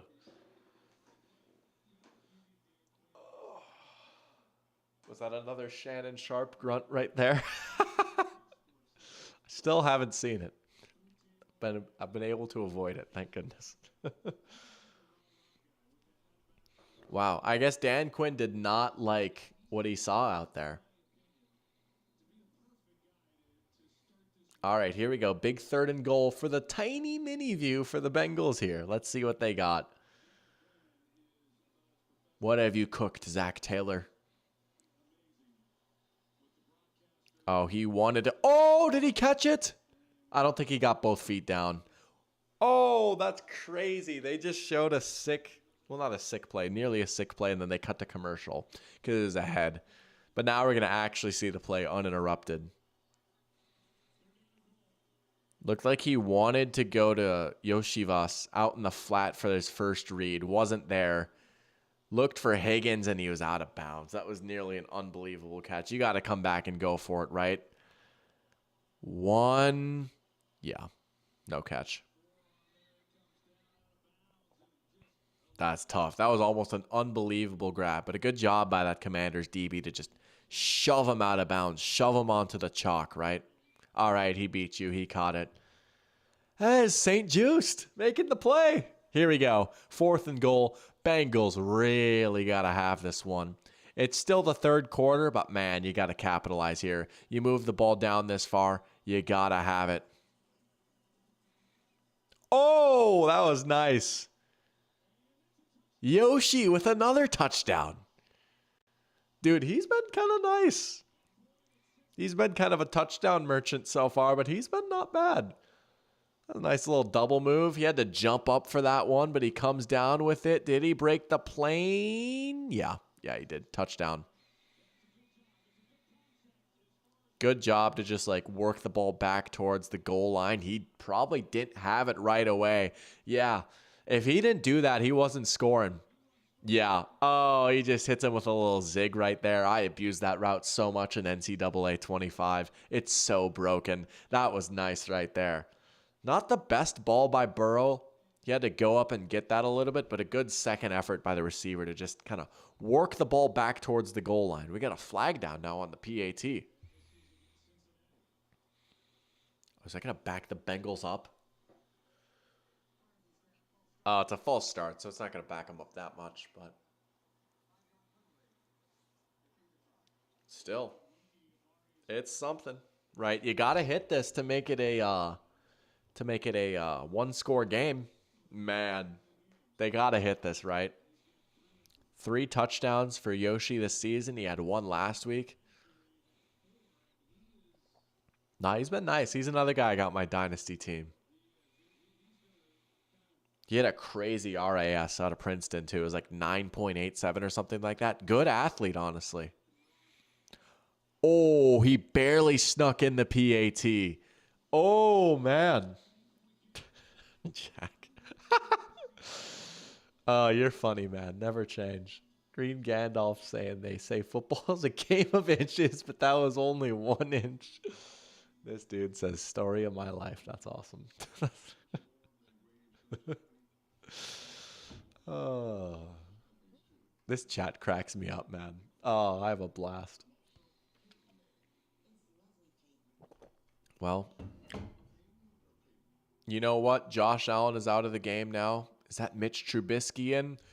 We're going to keep it on the Peyton Manning commercial. Let's watch this Peyton Manning commercial. You know, it's fascinating to see the evolution of Manning's nationwide commercials. He's been doing this for a long time, right? And I feel like the one that sticks in the head of most people is the jingle commercial, right? Where he like comes up with different phrases that he sings to the tune of the nationwide jingle, right? Chicken parm, you taste so good. That's the one that everyone remembers, right? How about epic comeback starts right here when he's playing ping pong, right? But chicken parm, you taste so good. That's probably the most memorable Peyton Manning nationwide commercial. And they're trying to do the Peyton Manning. It's all right. It's fun. Yeah, that's nice. Peyton Manning is more than a football player. More like how nationwide offers you more than just like a certain type of coverage or something like that. You know, they're trying, right? But you know, you got Peyton Manning. You got a superstar in your commercials, right? And he was Mr. Commercial for so long. He had the Papa John's commercials before Mr. Papa became a little bit of a problem for certain things that he said that he most certainly should not have said. That was crazy. That was a while ago now at this point. But yeah, he's kind of a weirdo. What other commercials? He had more, like Gatorade.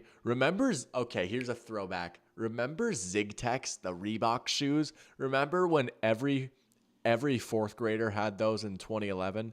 And I say that as someone who was in 4th grade in 2011 and most certainly had a pair of Zig-Tex. Man, do you remember those? Peyton Manning was in a commercial for those. It was like an energy drink for your feet, right? Him and John Wall. Oh, those had crazy aura. They look hilarious now, right?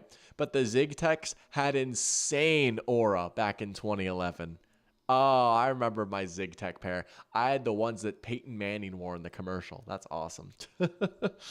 Chicken parm does taste good. I haven't had a chicken parm in a while, but I'm a big chicken parm fan. Whether it's a sandwich or you serve it with pasta. It's good stuff. It's good stuff. Green Gandalf comes from a family where we mute all football commercials. It's a peaceful life. I respect that, man. I bet it is. I am a consumer. Oh, that's funny. Jack saying he's glad he can make me laugh. Nothing like makes me happier than getting chuckles out of people. That's awesome. Well, hey, you're doing a great job, man. Keep it up. I say that with all seriousness. You know what's crazy? I had no idea that Yoshivas was from Japan. I mean, I guess that makes sense. But I had no idea he was like actually from Japan. That's pretty cool. NFL going global. We got someone from Tokyo out here scoring touchdowns. That is sick. Doc knows all about that NYC chicken parm. Oh, yes, I do. Good stuff right there. That was a nice throw to Terry McLaurin. That was a tougher throw than it might look.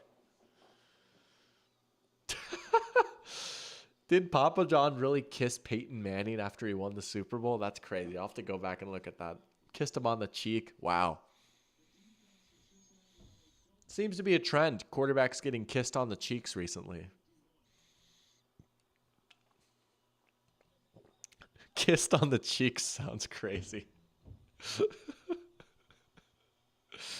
1st and 10 for the Commanders. Bengals ready for the run. All right, Brian Robinson stuffed in the backfield. Eckler looks a lot better than Robinson. Granted, Eckler's only carried it 3 times as opposed to Robinson's 12. And with Robinson, their game plan seems to be, let's just shove him up a pile of rocks and hope that something works. Whereas Eckler's had a few more of the explosive looks. But man, Robinson's got 1.9 yards per carry right now.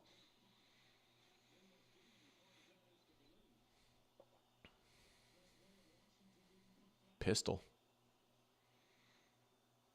Oh, they fake the draw. Okay. Oh, that's a nice throw and catch. Zach Ertz. Zach Ertz sighting. That's another one of those washed players on Washington. Greatest team ever in 2019. Look at that. They fake that it's a draw play action. Nah, he's looked good, dude. Like, I can't deny it at this point. Oh, he made a miss, and he got the first, and he slid. Oh, even Joe and Troy are like, what? He slid? Wow. Joseph Asai again. I think that was Asai, yeah. Yeah. Oh, is Eckler? Yeah, he is hurt. That's crazy. I literally saw him go off into the locker room. You're right. He is hurt. That totally makes sense. No, I'm like genuinely shocked with how good Daniels has looked so far this year. I'm not going to lie. I thought he was going to be more or less a disaster. Not the case at all. Meanwhile, Mac Jones is in the game for the Jaguars. That's crazy. Mac Jones sighting in 2024. Wow. We're about to go to the 4th quarter. This Bengals game is like catching up with the Bills game. That's crazy. Bills game is halfway done with the 4th quarter. The Bengals game is almost to the 4th quarter. Feels like this Bengals Commanders game has flown by. 34 rushes, 1 slide this season. Jack says, we know what you thought about JD. There are receipts out there. I can't lie. There are receipts out there. We even had some conversations about him. You might have owned me again. Man, one of these days, we got to get you like live in studio on here. That would be electric. Oh, Dr. Pigskin with a guest. Ah, that would be awesome.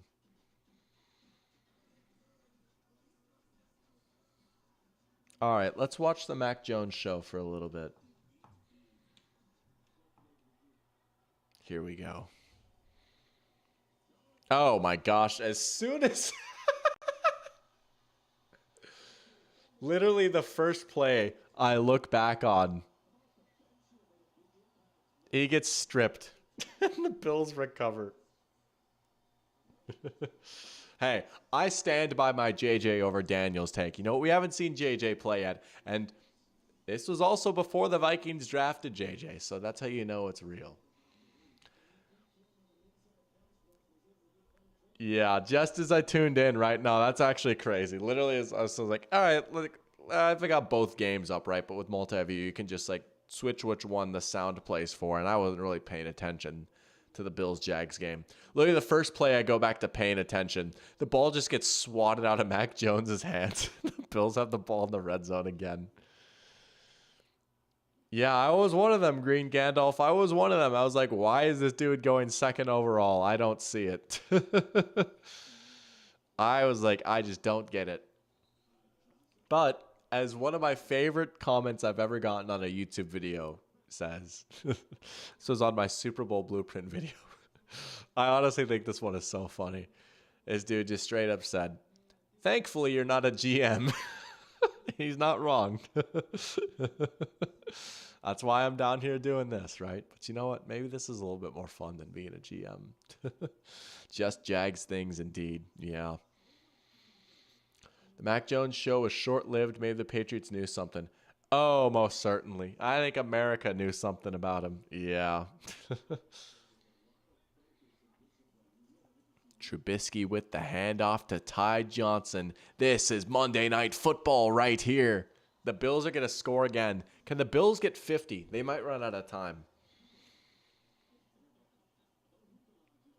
What are the odds Doug Peterson is fired after this game? Probably not quite yet, right? Probably not quite yet.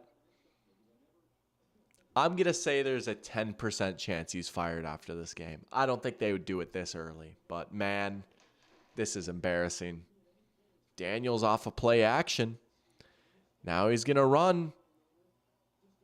And a decent chunk right there. See, I thought I was one of those people I just don't know if he just takes off and runs a lot. I don't know if it's going to work quite as well as it did in college, but honestly, he hasn't had any crazy touchdowns, but he's had a lot of good 6-yard runs that set up a nice third down. Let's look that up, Jack. Earliest a NFL head coach has been fired. That's a great question. It's 3 games. That's crazy. Let's pull up the Reddit post here.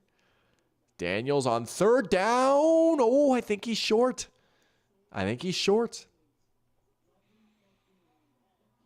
So, Hugo Bezdek was fired by the Rams after just 3 games into the 1938 season. What was Hugo Bezdek's deal? All right, we got to look this up. Also, touchdown Bills. Oh, my goodness. He's just having fun, as Parachamp is saying. What is this Hugo Bezdek deal? Let's look him up on Wikipedia. He was born in Prague. That's awesome. Commanders are going for it on 4th down, too. This is a big play right here. Now they're going to call timeout. All right, good. While we have a timeout, let's learn about Hugo Bezdek, shall we? I'm going to pull up his Wikipedia page. Let's see. Yeah. So this is what the setup was looking like earlier. Hold on. This is how I got the There we go. So, this dude was fired 3 games into the 1938 season. Let's see. Oh, he had a nice playing career. 1 year with Chicago as a fullback. He's from Prague. Also lived in Atlantic City, where he passed away. Coaching career, 1 year at Oregon, 1 year at Chicago, Arkansas, Oregon, Penn State, the Cleveland Rams. All right. Does it have something? So in 1937, he was hired by the Rams as their first head coach after they joined the NFL. First season, they went 1-13. Also, the Commanders got the 4th down. So 3 games into the 1938 season, 1937, they went 1-13. Or was he just 1-13 before getting fired? Goodness. But he was nice in college. Look at that. But there you go. Fun little trivia fact right there. It's Hugo Bezdek, who was the quickest coach to be fired in the NFL. There you go. Sam says the earliest Khan would fire Doug is after the Jag got eliminated from the playoffs. Shad just doesn't fire people quickly. That makes sense. And again, like three games is crazy. There's no denying that. I don't think that it actually happens. But man, I feel like at this point, unless the Jags have a miracle and make the playoffs, he's done for. He's done for. Jack says if Urban Meyer can last 3/4 of a season, then Doug is probably safer now. Yeah, that was crazy. That Urban Meyer got fired 3/4 of the way into his first season. I mean, that was just a complete disaster all around. Man. I wonder, Jags fans who are in here, if you agree with me, do you get the vibe that, Doug maybe has a little bit extra grace simply because he's not Urban Meyer and he went right after Urban Meyer? And, I mean, they won a playoff game with him, too, to be fair. So there is that, too. But not that what my control of the hot seat dial is. I turned it up a tiny bit after last year, but now it's burning hot, dude. It is a hot seat. 3rd and 5 here for the Commanders. Right there in field goal range. They can make this a 2-score game. There's Brian Thomas for the Jags. They did lose to the Urban Meyer Jags. That is true. They did. Doug does have a ring. Yeah, I will say 2017 is a long time ago, man. Looking for Terry deep. 4th down, but they'll be able to take the 2-score lead. He also kind of crashed out in Philly too. Like that was not like a good ending in Philly either. Like that was kind of an ugly ending there. So he does have a ring. He had a great run, but yeah, it was a long time ago. So does Mike McCarthy. He does, doesn't he? Yeah. And he might be done for soon, Here we go. Big kick. 42-yarder right here. And he got it. Right down the middle. 11-point lead for the Commanders. Yeah, they did hold on to Gus Bradley for a long time. I forgot about that. He was there for a minute. Gus Bradley. He has ties with NDSU. I believe he's a defensive assistant there for a while. Gus Bradley. Now he's the defensive coordinator of the Colts, which is crazy. Wow. Yeah, that is an excellent shout right there. Gus Bradley. He played at NDSU too. Yeah. He was a grad assistant head coach, linebackers coach. He was with the Seahawks during the Legion of Boom. Then he was the Jags head coach. Yeah, till 2016. Bounced around as defensive coordinators for different spots. He has a head coaching record of 14-48. Goodness. He was Mr. Positivity, though, right? I can get down with that. He always preached positivity. He was like, if the Dan Campbell Lions never became good, pretty much. I don't know. I feel like that's a good comp, right? He's like Dan Campbell with a bad team, pretty much. Gus Bradley. Wow.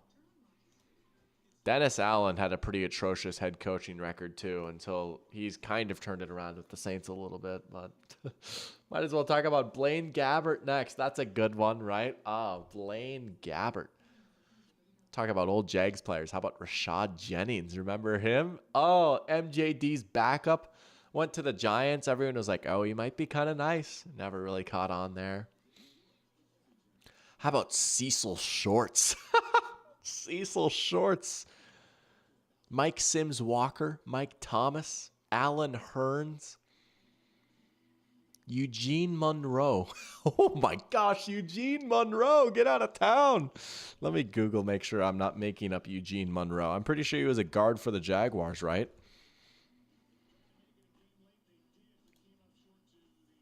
Oh, let's go. Eugene Monroe. Also played for the Ravens. So did Daryl Smith, if you want to talk about a Jag and a Raven. Justin Blackman, that's a good one. Brad Meester. Oh, Brad Meester. Oh, that's awesome. I have too much fun doing these, man. A little Brad Meester action. Brad Meester mentioned in 2024. Hugh Jackson, that's the ultimate, like, how did that man last that long? 1-15, and then didn't win a game. Yeah, that was pretty hilarious. That was an unserious team.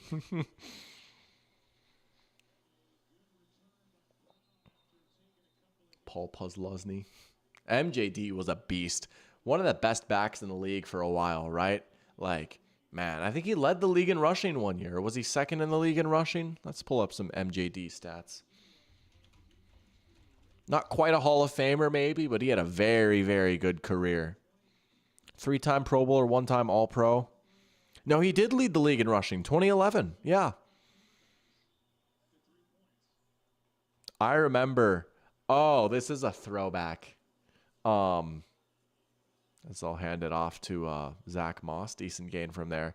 I remember my dad and I used to always listen to the Sirius XM fantasy radio station. Oh, that was fun. That was when I first started playing fantasy football when I was like 10, 11. We were in a league together. And every time we drive somewhere, we would always listen to the Sirius XM fantasy radio station. And Maurice Jones-Drew had a show on there while he was a player. It was called Running with MJD. And people would call in and ask Maurice Jones-Drew for fantasy advice. He was like a well-known fantasy player. There's Gesicki for the first down. Man, that unlocked a memory for me. Running with MJD. My goodness. Wow.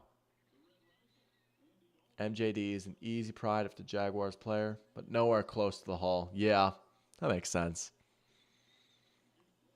Also, I think I just saw an amazing pull right there too, Michael. More of a Jeremy Mincey guy. Jeremy Mincey is an unbelievable pull. Oh, let's go. I have not thought about Jeremy Mincey in years. Incredible job, Michael.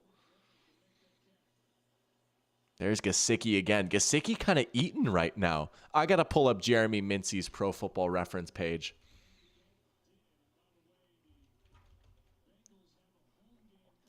Oh, that's awesome. Jeremy Mincey. Oh. Did not know he also played for the Broncos. Interesting. And the Cowboys. Yeah, he was. Look at that. Burrow, deep ball. Chase has got it. Touchdown. There's Jamar Chase again. What'd I tell you? Jamar Chase is going to remind the world just how darn good of a player he is. We got a game here in Cincy. 31-yard tud for Jamar Chase. Oh, what a special player. I just love Jamar Chase so much. Man, does he have an attitude sometimes? I don't care, dude. He's such a good player. I'm going to say it. I'm only taking Justin Jefferson over Jamar Chase. I'm taking him over Tyreek Hill. I don't care. I don't care. I don't care. Oh. Got to go for 2 here now, right? Make it a 3-point game. Burrow's going to have to get flushed out here. Burrow on the run. Oh, it's broken up. What a play to break it up. Jeremy Chin. What a play. Oh, they wanted Higgins for the 2-point conversion. It's still a 5-point game. All right, we just got to blow this one up to the full screen, right? The other game is over. It's been over. It's not even interesting at this point. Here we go, though. Bengals wanted a flag. I get that, maybe. A little bit of contact. Burrow can't believe it. Zach Taylor can't believe it. But either way, it's a 5-point game. But we've got a game here. Let's go. Let's go. Oh, this has been, you know what? The first game, disappointment. But the second game, man, been crazy. Jack saying Tyreek Hill's the only receiver with back-to-back the 1,700-yard seasons. Taking Chase over him is wild. I get that. And maybe, again, it's a little bit easier for me to say now that Tyreek Hill hasn't been quite as good this year. I don't know, man. I just think for me, and this is not like discounting Tyreek Hill and what he's done. He's been a very, very good player for a long time, right? Like, he was ridiculous with the Chiefs. He's been ridiculous with the Dolphins. This is not me calling him a system player. I will say, though, so much of the Dolphins' offense is funneled directly through him, and Mike McDaniel puts every single molecule of his brain power into getting Tyreek Hill the easiest looks possible. Versus for the Bengals offense, right, just the way they do things, there's way less motion. Up until last year, Chase wasn't playing in the slot as much. He was pretty much exclusively outside, right? I think for me, Chase having the production that he does, plus just like what you see on the field, man, like, I just think there's way less easy stuff for Chase in the Bengals offense. And it's way more of, you know what, you are Jamar Chase, go win on the outside and just go cook your man versus we're going to get Tyreek Hill a running start and then he's going to come back in and we're going to have like, you know, 2 different clear outs. So Tyreek Hill will not have a single defender within 6 yards of him. And then he can just turn upfield. And again, that's not an indictment on Tyreek. Like, you have to be as fast and as good as Tyreek to get that open and like do that stuff after the catch. I just think like, I don't know, man. If you put Chase in an offense where everything was funneled to him and where things were easier and when they, you know, got him on the move and stuff, I don't know. I think he's a more complete receiver. I think he's better at the catch point. I think he's improved as a route runner so much. And now we are seeing him in the slot more. And I don't know, man. He's so ridiculous after the catch. He's so good on those go balls. Like, I think he's just as good of a big play threat. Tyreek kind of has dropsies sometimes. I don't know, man. I know it's crazy. Tyreek Hill has had like historic production. This is not me saying Tyreek bad. More Jamar amazing. That's my take. Jamar amazing. And I'm so excited to see him out here making big plays now. He was my offensive player of the year pick going into the year. Might not win it. Tough battle for him to do that, but man. What's he at right now? 6 for 118, 2 touchdowns. Not bad. Curse of the terrible towel incident really hurting the Jags right now. I might have to be familiarized with that. I don't know that I know about that. St. Jude's left to sell for first team All-Pro. Mac Jones just so overcooked. Poor guy. Never had a chance with Judge and Patricia. Yeah, that was pretty rough. Yeah. DPOY run for St. Juice. 6-year difference between the two. Are we comparing them when Hill was Chase's age? I would say right now. I don't know. I just think straight up right now. Picking a team at recess or whatever, I'm taking Chase before I take Hill. Chase got locked up by a corner playing his 5th NFL game. I might have to throw in the all-22 for that. And again, like, he's maybe not quite as consistent, but did Tyreek Hill kind of get locked up last week and the week before? And I don't know. They're obviously both very. We're comparing like a Bentley to a Maserati here, right? You know. But Green Gandalf saying hot take: KOC's offense would turn Chase into Jefferson 2.0. Oh my goodness, that would be ridiculous, right? And there was like all those rumors. Oh, Jefferson's going to the Bengals, but like seriously, if those two ever played again, greatest 1-2 punch in receiver for a receiver ever. Like, oh my gosh. Yeah, that was a good heads up play by the lineman. Here I am gushing over Jamar Chase. The Bengals are, the Commanders are trying to like close this game out, but a man can dream, right? I mean, it's never going to happen, but like, could you imagine those two playing together again? Oh my goodness. I mean, there's a reason that LSU team 2019 is the greatest ever. You look at like Burrow, Chase, Jefferson, like, yeah, no crap, they won every game. Obviously. Oh, they were just ridiculous. Robinson, maybe his best run of the night. Both got locked up by Witherspoon and Willen, so no one is perfect. Hey, they've been looking. That's a duo that's been looking pretty good so far, I gotta say. Woolen looks all the way back. All the way back. He's had a good year so far. 60 touchdown passes. Yeah. That team, even as a Georgia fan, right? And that was my first year at UGA, and obviously I wanted UGA to win so bad. Like they had never gotten over the hump, and that was my first year actually caring about UGA, but like, man, went to all their games and stuff. But dude, I couldn't even be mad. I low-key loved watching that. Not even low-key. I high-key loved watching that LSU team. That is seriously one of the most fun football teams, NFL or college, that I've ever seen. They were must-see TV every single week, man. Oh, Jefferson, 4 touchdowns in the first half in the playoffs against Oklahoma. Chase going crazy against Clemson. I mean, here we go. Big 3rd and 2. 3rd and a long 2.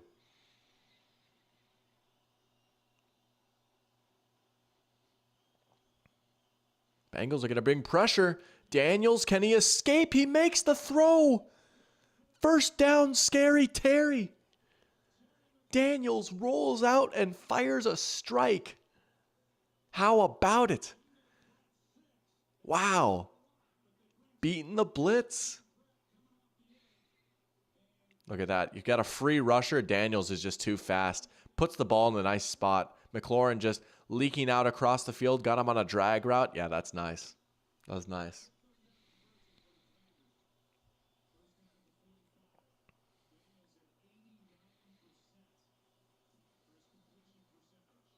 Oh, hold on. Play gets blown dead. The Jaguars intercepted Mitch Trubisky, then grabbed a terrible towel and mock celebrated with it. They were 6-2 going into the bye. After that, they're 3-9. Wow, I did not know that actually. That's crazy. The curse of the terrible towel. Do not disrespect the towel. I like it. 2019 LSU also had Terrace Marshall Jr., who's probably going to win OPOY this year. Yeah, and what, Thaddeus Moss, Clyde Edwards-Helaire, also strong contenders for OPOY. And then he had Derek Stingley on defense. That's crazy. Go Tigers. Oh, Daniels goes down. What a big sack right there for Trey Hendrickson. Penalty sets him back to 1st and 15, and then Trey Hendrickson gets home, and it's 2nd and even longer. Hold on a second. Talk about a dude that's been a very good player for a while and is now just starting to get his flowers. Trey Hendrickson is a beast, man. Patrick Queen as well. Yeah. Whoo-hoo, all right. We got a game. Let's go. Fantasy's looking tight for Pair Champ. Oh, it is a close one. Oh, you're going to be sweating that one out. Crowd is getting loud here. It's 2nd and 21. Bengals will rush 4. Quick dump off. De'Ami Brown breaking tackles. Oh, he got lit up. Geno Stone. That's a murder. Oh, my goodness. That is like a 2004 hit right there. Oh my gosh. I didn't know Geno Stone had that in him. He ran into a fib all right. Bro, he got blue shelled there. That is insanity. That'll end up in NFL Hardest Hits compilation. 3rd and 13. All right, Jaden, what do you got for us here? It's 3rd and long with the game hanging in the balance.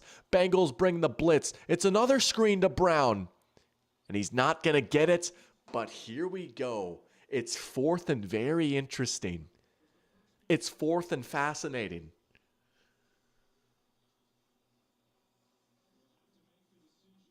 Cliff Kingsbury is reading his play sheet. Here we go. Yeah, you got to go for it, right? Man, you get this first down, and at the very least, you kill more clock. But a touchdown here ends this game, right? Field goal is nice. Field goal is nice, but it's still a one-score game, right? Yeah, you got to put the ball in your offense's hands here. It's been good all game. Just get 4 yards, keep it going. Daniels falls way back, and it's wide open. And it's Zach Ertz. Zach Ertz. Daniels with a strike. Still not quite enough for Pair Champ's opponent. About a 2-point play right there, though. Green Gandalf loves the Force and fascinating. Appreciate it. Dinosaur just clutched up. Now, Daniels is honestly like, this is moving me right now. Like, what the heck? Oh, the dinosaur Ertz. Yeah, that makes sense. Wow. Bengals, what do you know? They're missing a timeout. Wonder how that happened. Big stop on 1st down, though. It's 2nd and long. But here you go. That clock really becomes a factor now. If you're the Commanders, worst case scenario, you can take more time off the clock and make it an 8-point game, right? Absolute worst case scenario, probably. Burrow's hair is why they're losing. And it's not his best look, right? He's lost his aura. He's lost his aura. It's Aura Man, right? Like, man alive almighty. Here we go. They're going to be able to snap this ball under 3 minutes to go. Shotgun. They're showing pressure again. They'll run it with Robinson, and he's tripped up. Here we go. Clock continues to run. 2 timeouts and the 2-minute warning here for the Bengals. At this point, yeah, you might, to your credit, King Barrelmaker, right? You might want to think about a timeout here because you really feel like, okay, 3rd and 7, like we would have to really screw this up for them to either get the 1st down or like get in a position to pick up the 4th down. And you want to leave as much time on the clock as possible, right? But I guess you're going to hedge your bets and like, okay, if they do get it, then we can still stop the clock 3 times with the 2-minute warning. But if you're really confident in your defense, you could have called a timeout here. And now the Commanders call timeout. Commanders call timeout. They're out of timeouts. Clock is obviously not as big of a factor for them, right? But here you go. They wanted to see what the Bengals came out with. And we have the biggest third down of the game right here. All the dads in unison. Big third down right here. They're right. They're right. They're right. Green Gandalf saying is like, Samson, mess with the hair. There go his powers. Absolutely, right? What happened to the Burrow I love? But you're right, Jack. He is having a great game. This has been a classic Burrow performance. You can't complain about how he's been throwing the ball. 273, 3 touchdowns. He's looked pretty good, right? A couple of bad breaks going against the Bengals, right? Maybe they could have a few more points than 26 based off just like some drives crashing out. Maybe a missed call in the 2-point conversion, right? 26 points isn't exactly doing justice this Bengals offensive performance. They've looked great. They've moved the ball very consistently in this game. But you know what? So have the Commanders. Here we go. All right. Play clock is running out. They're going to blitz. They're going to send the house. Jaden is crushed as he throws. It's caught. Touchdown. Terry McLaurin. What a ball from Jaden Daniels. They sent the blitz. Daniels got absolutely smoked, and he put a perfect ball right in the bucket. That is an unbelievable throw. 1 foot. Knee down, that's a touchdown. That's a touchdown. That is an unbelievable throw by Jaden Daniels. That is unbelievable.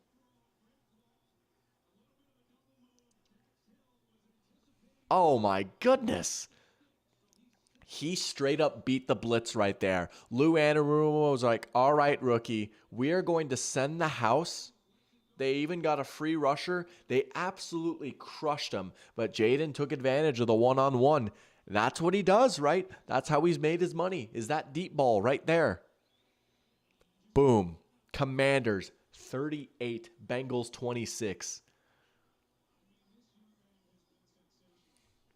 Oh, man.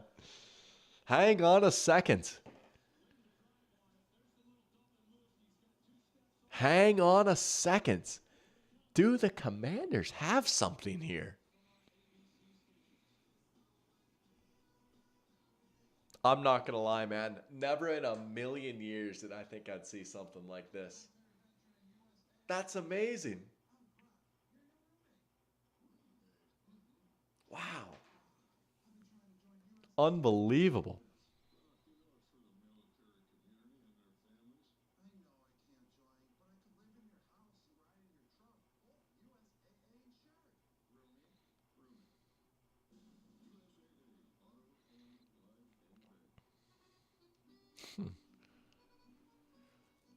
Michael saying if Burrow was really having an amazing game, they wouldn't be losing by 12. You can't put it on him, though, right? Joe Burrow ain't out there on defense giving up these go balls.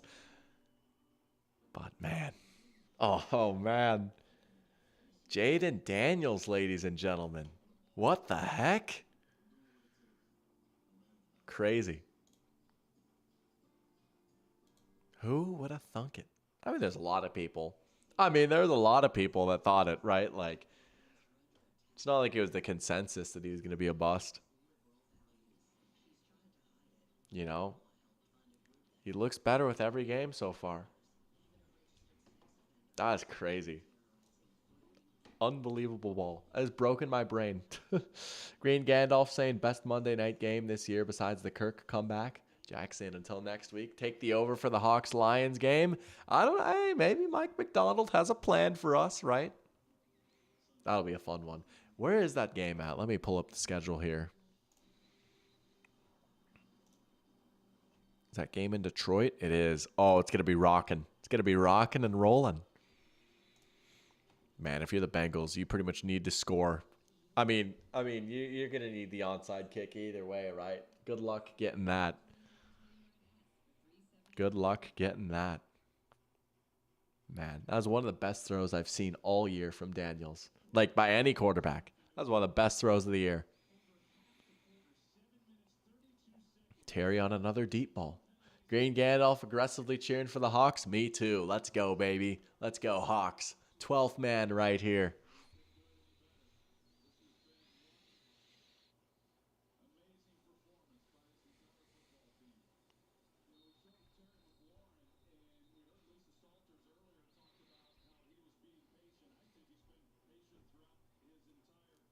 Great games tonight indeed, AJ. I'm with you, man. Cheers to that. Absolutely. You know, it's been a fun little doubleheader. What the heck, right? Man, what the heck? This has been fun. Maybe the doubleheader isn't the worst thing in the world. Yeah, Mike McDonald's Ravens did kind of put a beat down on the Lions. That is true. That's very true. They kind of put a beat down on everyone. Even like in that Chiefs game, the defense played great, right? Like they held the Chiefs to 17 points. 37-point blowout is peak football. Okay, the first game wasn't great. Unless you're a Bills fan, then you are probably enjoying that. But that was fun. It was interesting to watch at least, right? Some of my narratives are probably cooked after tonight. But you know what? We aren't in this business for narratives. We're in this business, sorry, not narratives, agendas. Some of my agendas are cooked, unfortunately. But you can't hit them all, right? You know, even Patrick Mahomes throws interceptions. But you're in this for the love of the game and the fun of it. I mean, hey, doesn't hurt that I had a nice little night on prize picks tonight either, right? Turning a little profit here. I mean, given that Caleb Williams throws for 1 yard on Sunday, right? Surely he will. Jamar Chase fantasy score of 29.8. We absolutely smashed it. Brian Thomas and Khalil Shakir combined for more than 88.5 yards. We smashed that one too. Of course, now it's like, oh, I should have put more down. But nah, we're keeping it chill. We're keeping it chill so we can ride this out the full year. We'll see what we end up with. But yeah, not bad, not bad. Mac Jones being bad is peak football. Super Bowl 48 is peak football. Yeah, that was the legendary blowout, right? Seahawks and Broncos. That matchup was so hyped up too, right? Oh, best offense versus best defense. Absolute beatdown. Absolute kicking right there.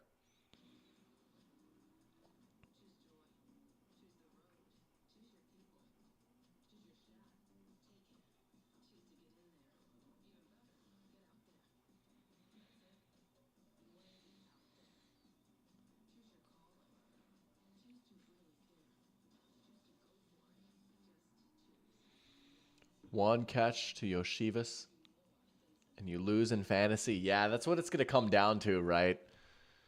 It's what, like less than a 1 point game, and I'm assuming it's a PPR. Yeah, you're going to be sweating this one out. Oh, I don't know, man. They're going to be throwing it. Ooh, we'll see. It's going to be close.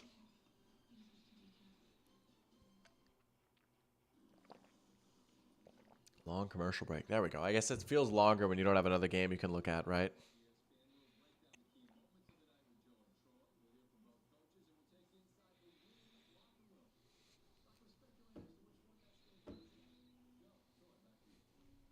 All right. Let's see. Do the Bengals have a miracle in them? Bench Neighbors, Metcalf, and Terry. That's tough. Just so many good receivers, right? Burrow on the run. Nice throw. There's Moss. All right. At least your game is close. They do have 2 timeouts, but you kind of want to save those, but like, can you really for defense? Zach Taylor hot seat? Oh, for sure, right? Especially after losing their offensive coordinator. It's like, oh, who was really cooking all along? It's always been fascinating. Like Zach Taylor's never seemed like an amazing coach, but like he just had some very talented teams, and that's been enough to keep him there. Because why would you shake it up, right? But yeah, probably a little bit, honestly. Bengals are, I don't know. We'll have an interesting Bengals conversation over the next few weeks. Oh no, I'm sorry, Parachamp. There it is. That's so tough. I'm sorry, man. Now they're gonna call timeout.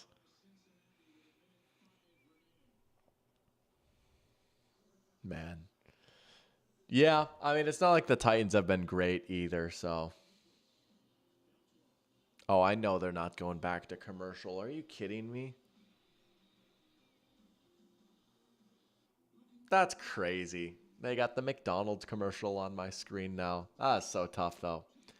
Probably the most disappointing coaching hire from the offseason. Yeah, I mean, it's still early, right? It's 3 games in, and there's some stuff he can't control, like Will Levis being a bozo, right? But yeah. It turned a lot of heads when he got hired. Like, oh, really? Like, oh, who's Brian Callahan again? Yeah. So, and the fact that he's replacing Vrabel, like, that's not easy either. Talented teams are too slow to fire coaches, and bad teams are too quick to fire coaches. Yeah, I feel ya. Oh, Michael with a good question. Are Twins making the playoffs? Dude, I don't even know at this point. Probably not. Dude, we have stunk so bad in the month of September. Honestly, I'm mad at the Twins right now. We did this to ourselves, man. We're going to cut payroll. We're just not going to make any moves at the deadline because our darn payroll. It's like, dude, you made the sandwich. You chose this life. You did not have to do this. You have money. You do not need to be cheap. Twins make me upset. What are the standings looking like right now? I know the freaking Tigers passed us yesterday. It's like, dog, we are now trailing the freaking Tigers. We were in a division race not that long ago, and now, like, the Guardians have clinched it up, and we're not even in the wild card spot anymore. Yeah, I don't know, man. King Barrelmaker's proud of the White Sox. They didn't lose today. Hey, they're chasing history in a way. They are chasing history, that's for sure. Man, yeah. But yeah, the Twins, man. Just so frustrating after just an unbelievably electric postseason run last year. Like, you know what? We don't want to do that again, actually. We're good. Roar. Apparently on the Terry touchdown, the Commanders only had 10 players on the field. That's crazy. They're down a man and they still scored. Oh, they were shorthanded and they scored.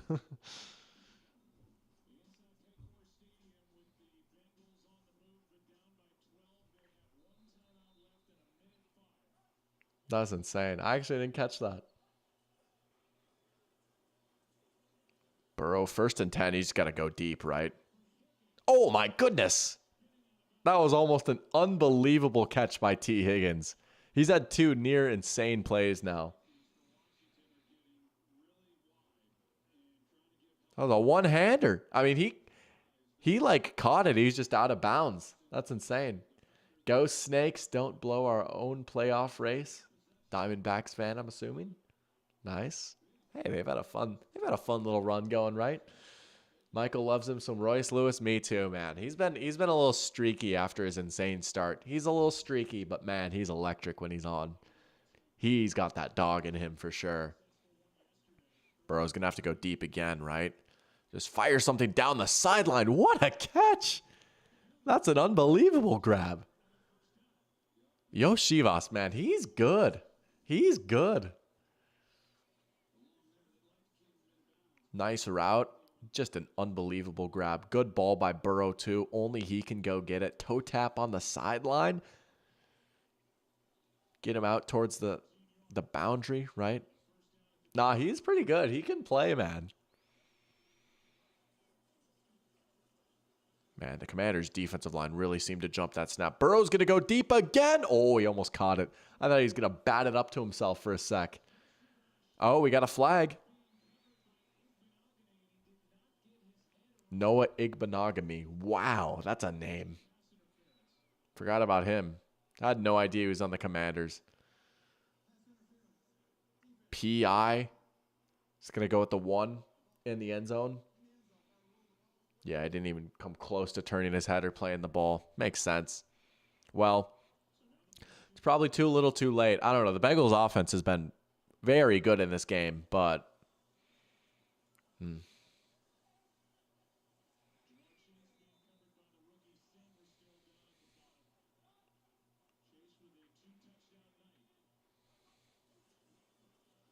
Burrow's just going to throw a fade to Higgins. Nothing. The goal line fade, one of the most hated plays in football. They tried it. Just nothing doing there. Look at that. St. Just. Unlock. Unlock. Benjamin St. Just.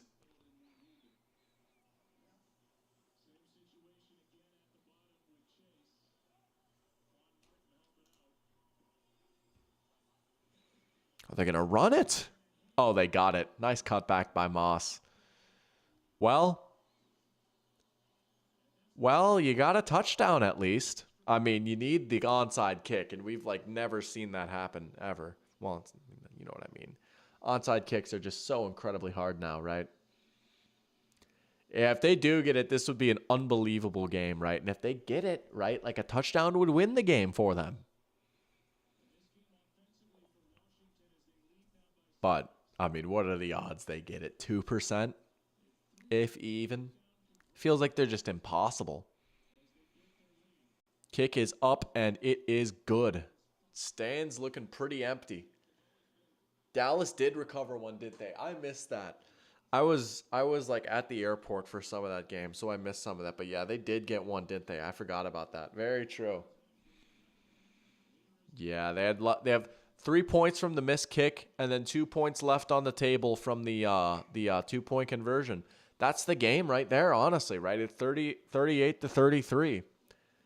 They get those 5 points. This is a tie game, and it's never quite that simple, right? But that, I mean, the Bengals have certainly left a lot of points on the table in this one.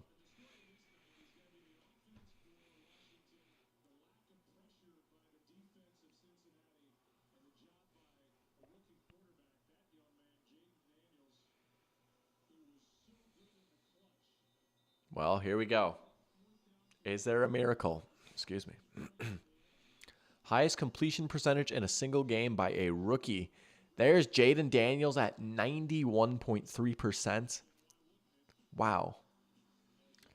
King Barrelmaker doesn't like onside kicks. Rather have the 4th and 20. That would be pretty cool, wouldn't it? I get why there's like some pushback against it because it's a weird concept, but that would be kind of fun, wouldn't it? Yeah. He had a Dawson. More touchdowns and incompletions. Named after Len Dawson, I believe, right? Here we go. And you can't even do a surprise on side kick anymore. You have to declare it. Oh, a little misdirection. It's bouncing up in the air. It's not even close. It's not even close. There's a flag down, too. Probably something illegal happened there. Yeah, Daniels is definitely getting Offensive Player of the Week. Or at least Offensive Rookie of the Week. Juwan Jennings might get Offensive Player of the Week.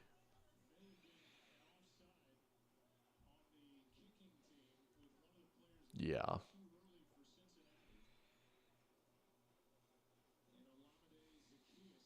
Wow, Zacchaeus.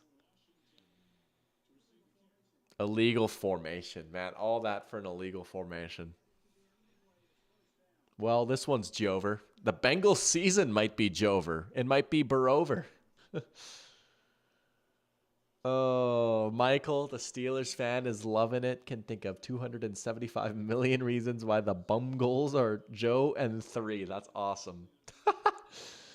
The Steelers fan is loving it. Heading out. Thanks for the stream. Good to have you in here as always, Green Gandalf. Catch you later. Good to have you in here. Well, the clock is going to run out. It's a big win for the Commanders and the doctor. Maybe on fraud watch a little bit. Maybe on fraud watch. Maybe I was just straight up wrong about the Commanders and their quarterback and everything about them. I was so insistent that they were going to be bad. And yet here they are, 2-1, and Daniels looked freaking awesome. You know what? That was fun. First game wasn't quite as interesting, but this game was a lot of fun. We saw a lot of points. This is a classic old school 2014 type of shootout right here. Both these teams in the 30s. What, this has got to be like maybe the highest scoring game of the season so far. 38 to 33. That was a good one. This feels like a 2010s type of game right here. Thomas Irazabal. Hopefully I said your name right. Tomas, maybe? I have no idea. I'm sorry if I got it wrong, but asking if Daniels is over Darnold for Offensive Player of the Week. Yeah. I mean, Darnold had 4 touchdowns, but yeah, not crazy yardage. And Daniels, primetime stage, everyone's seeing that. Yeah, I think it will probably be between Daniels and Jennings, but Remember when Jack thought the Bengals were winning the North? Hey, he wasn't the only one. He was not the only one. I may or may not have thought that too, unfortunately. But anyways, good doubleheader action. I gotta say that was fun. The second game redeeming the first one. It's not over, right? It isn't over, but 0-3 is tough. 0-3 is tough, yeah. But anyways, thank you guys so much for tuning in. As always, I had a blast. Hope you guys all had a blast too. We had a lot of fun. We had some Mario Kart talk. We watched 2 football games. We were shouting out old Jags players.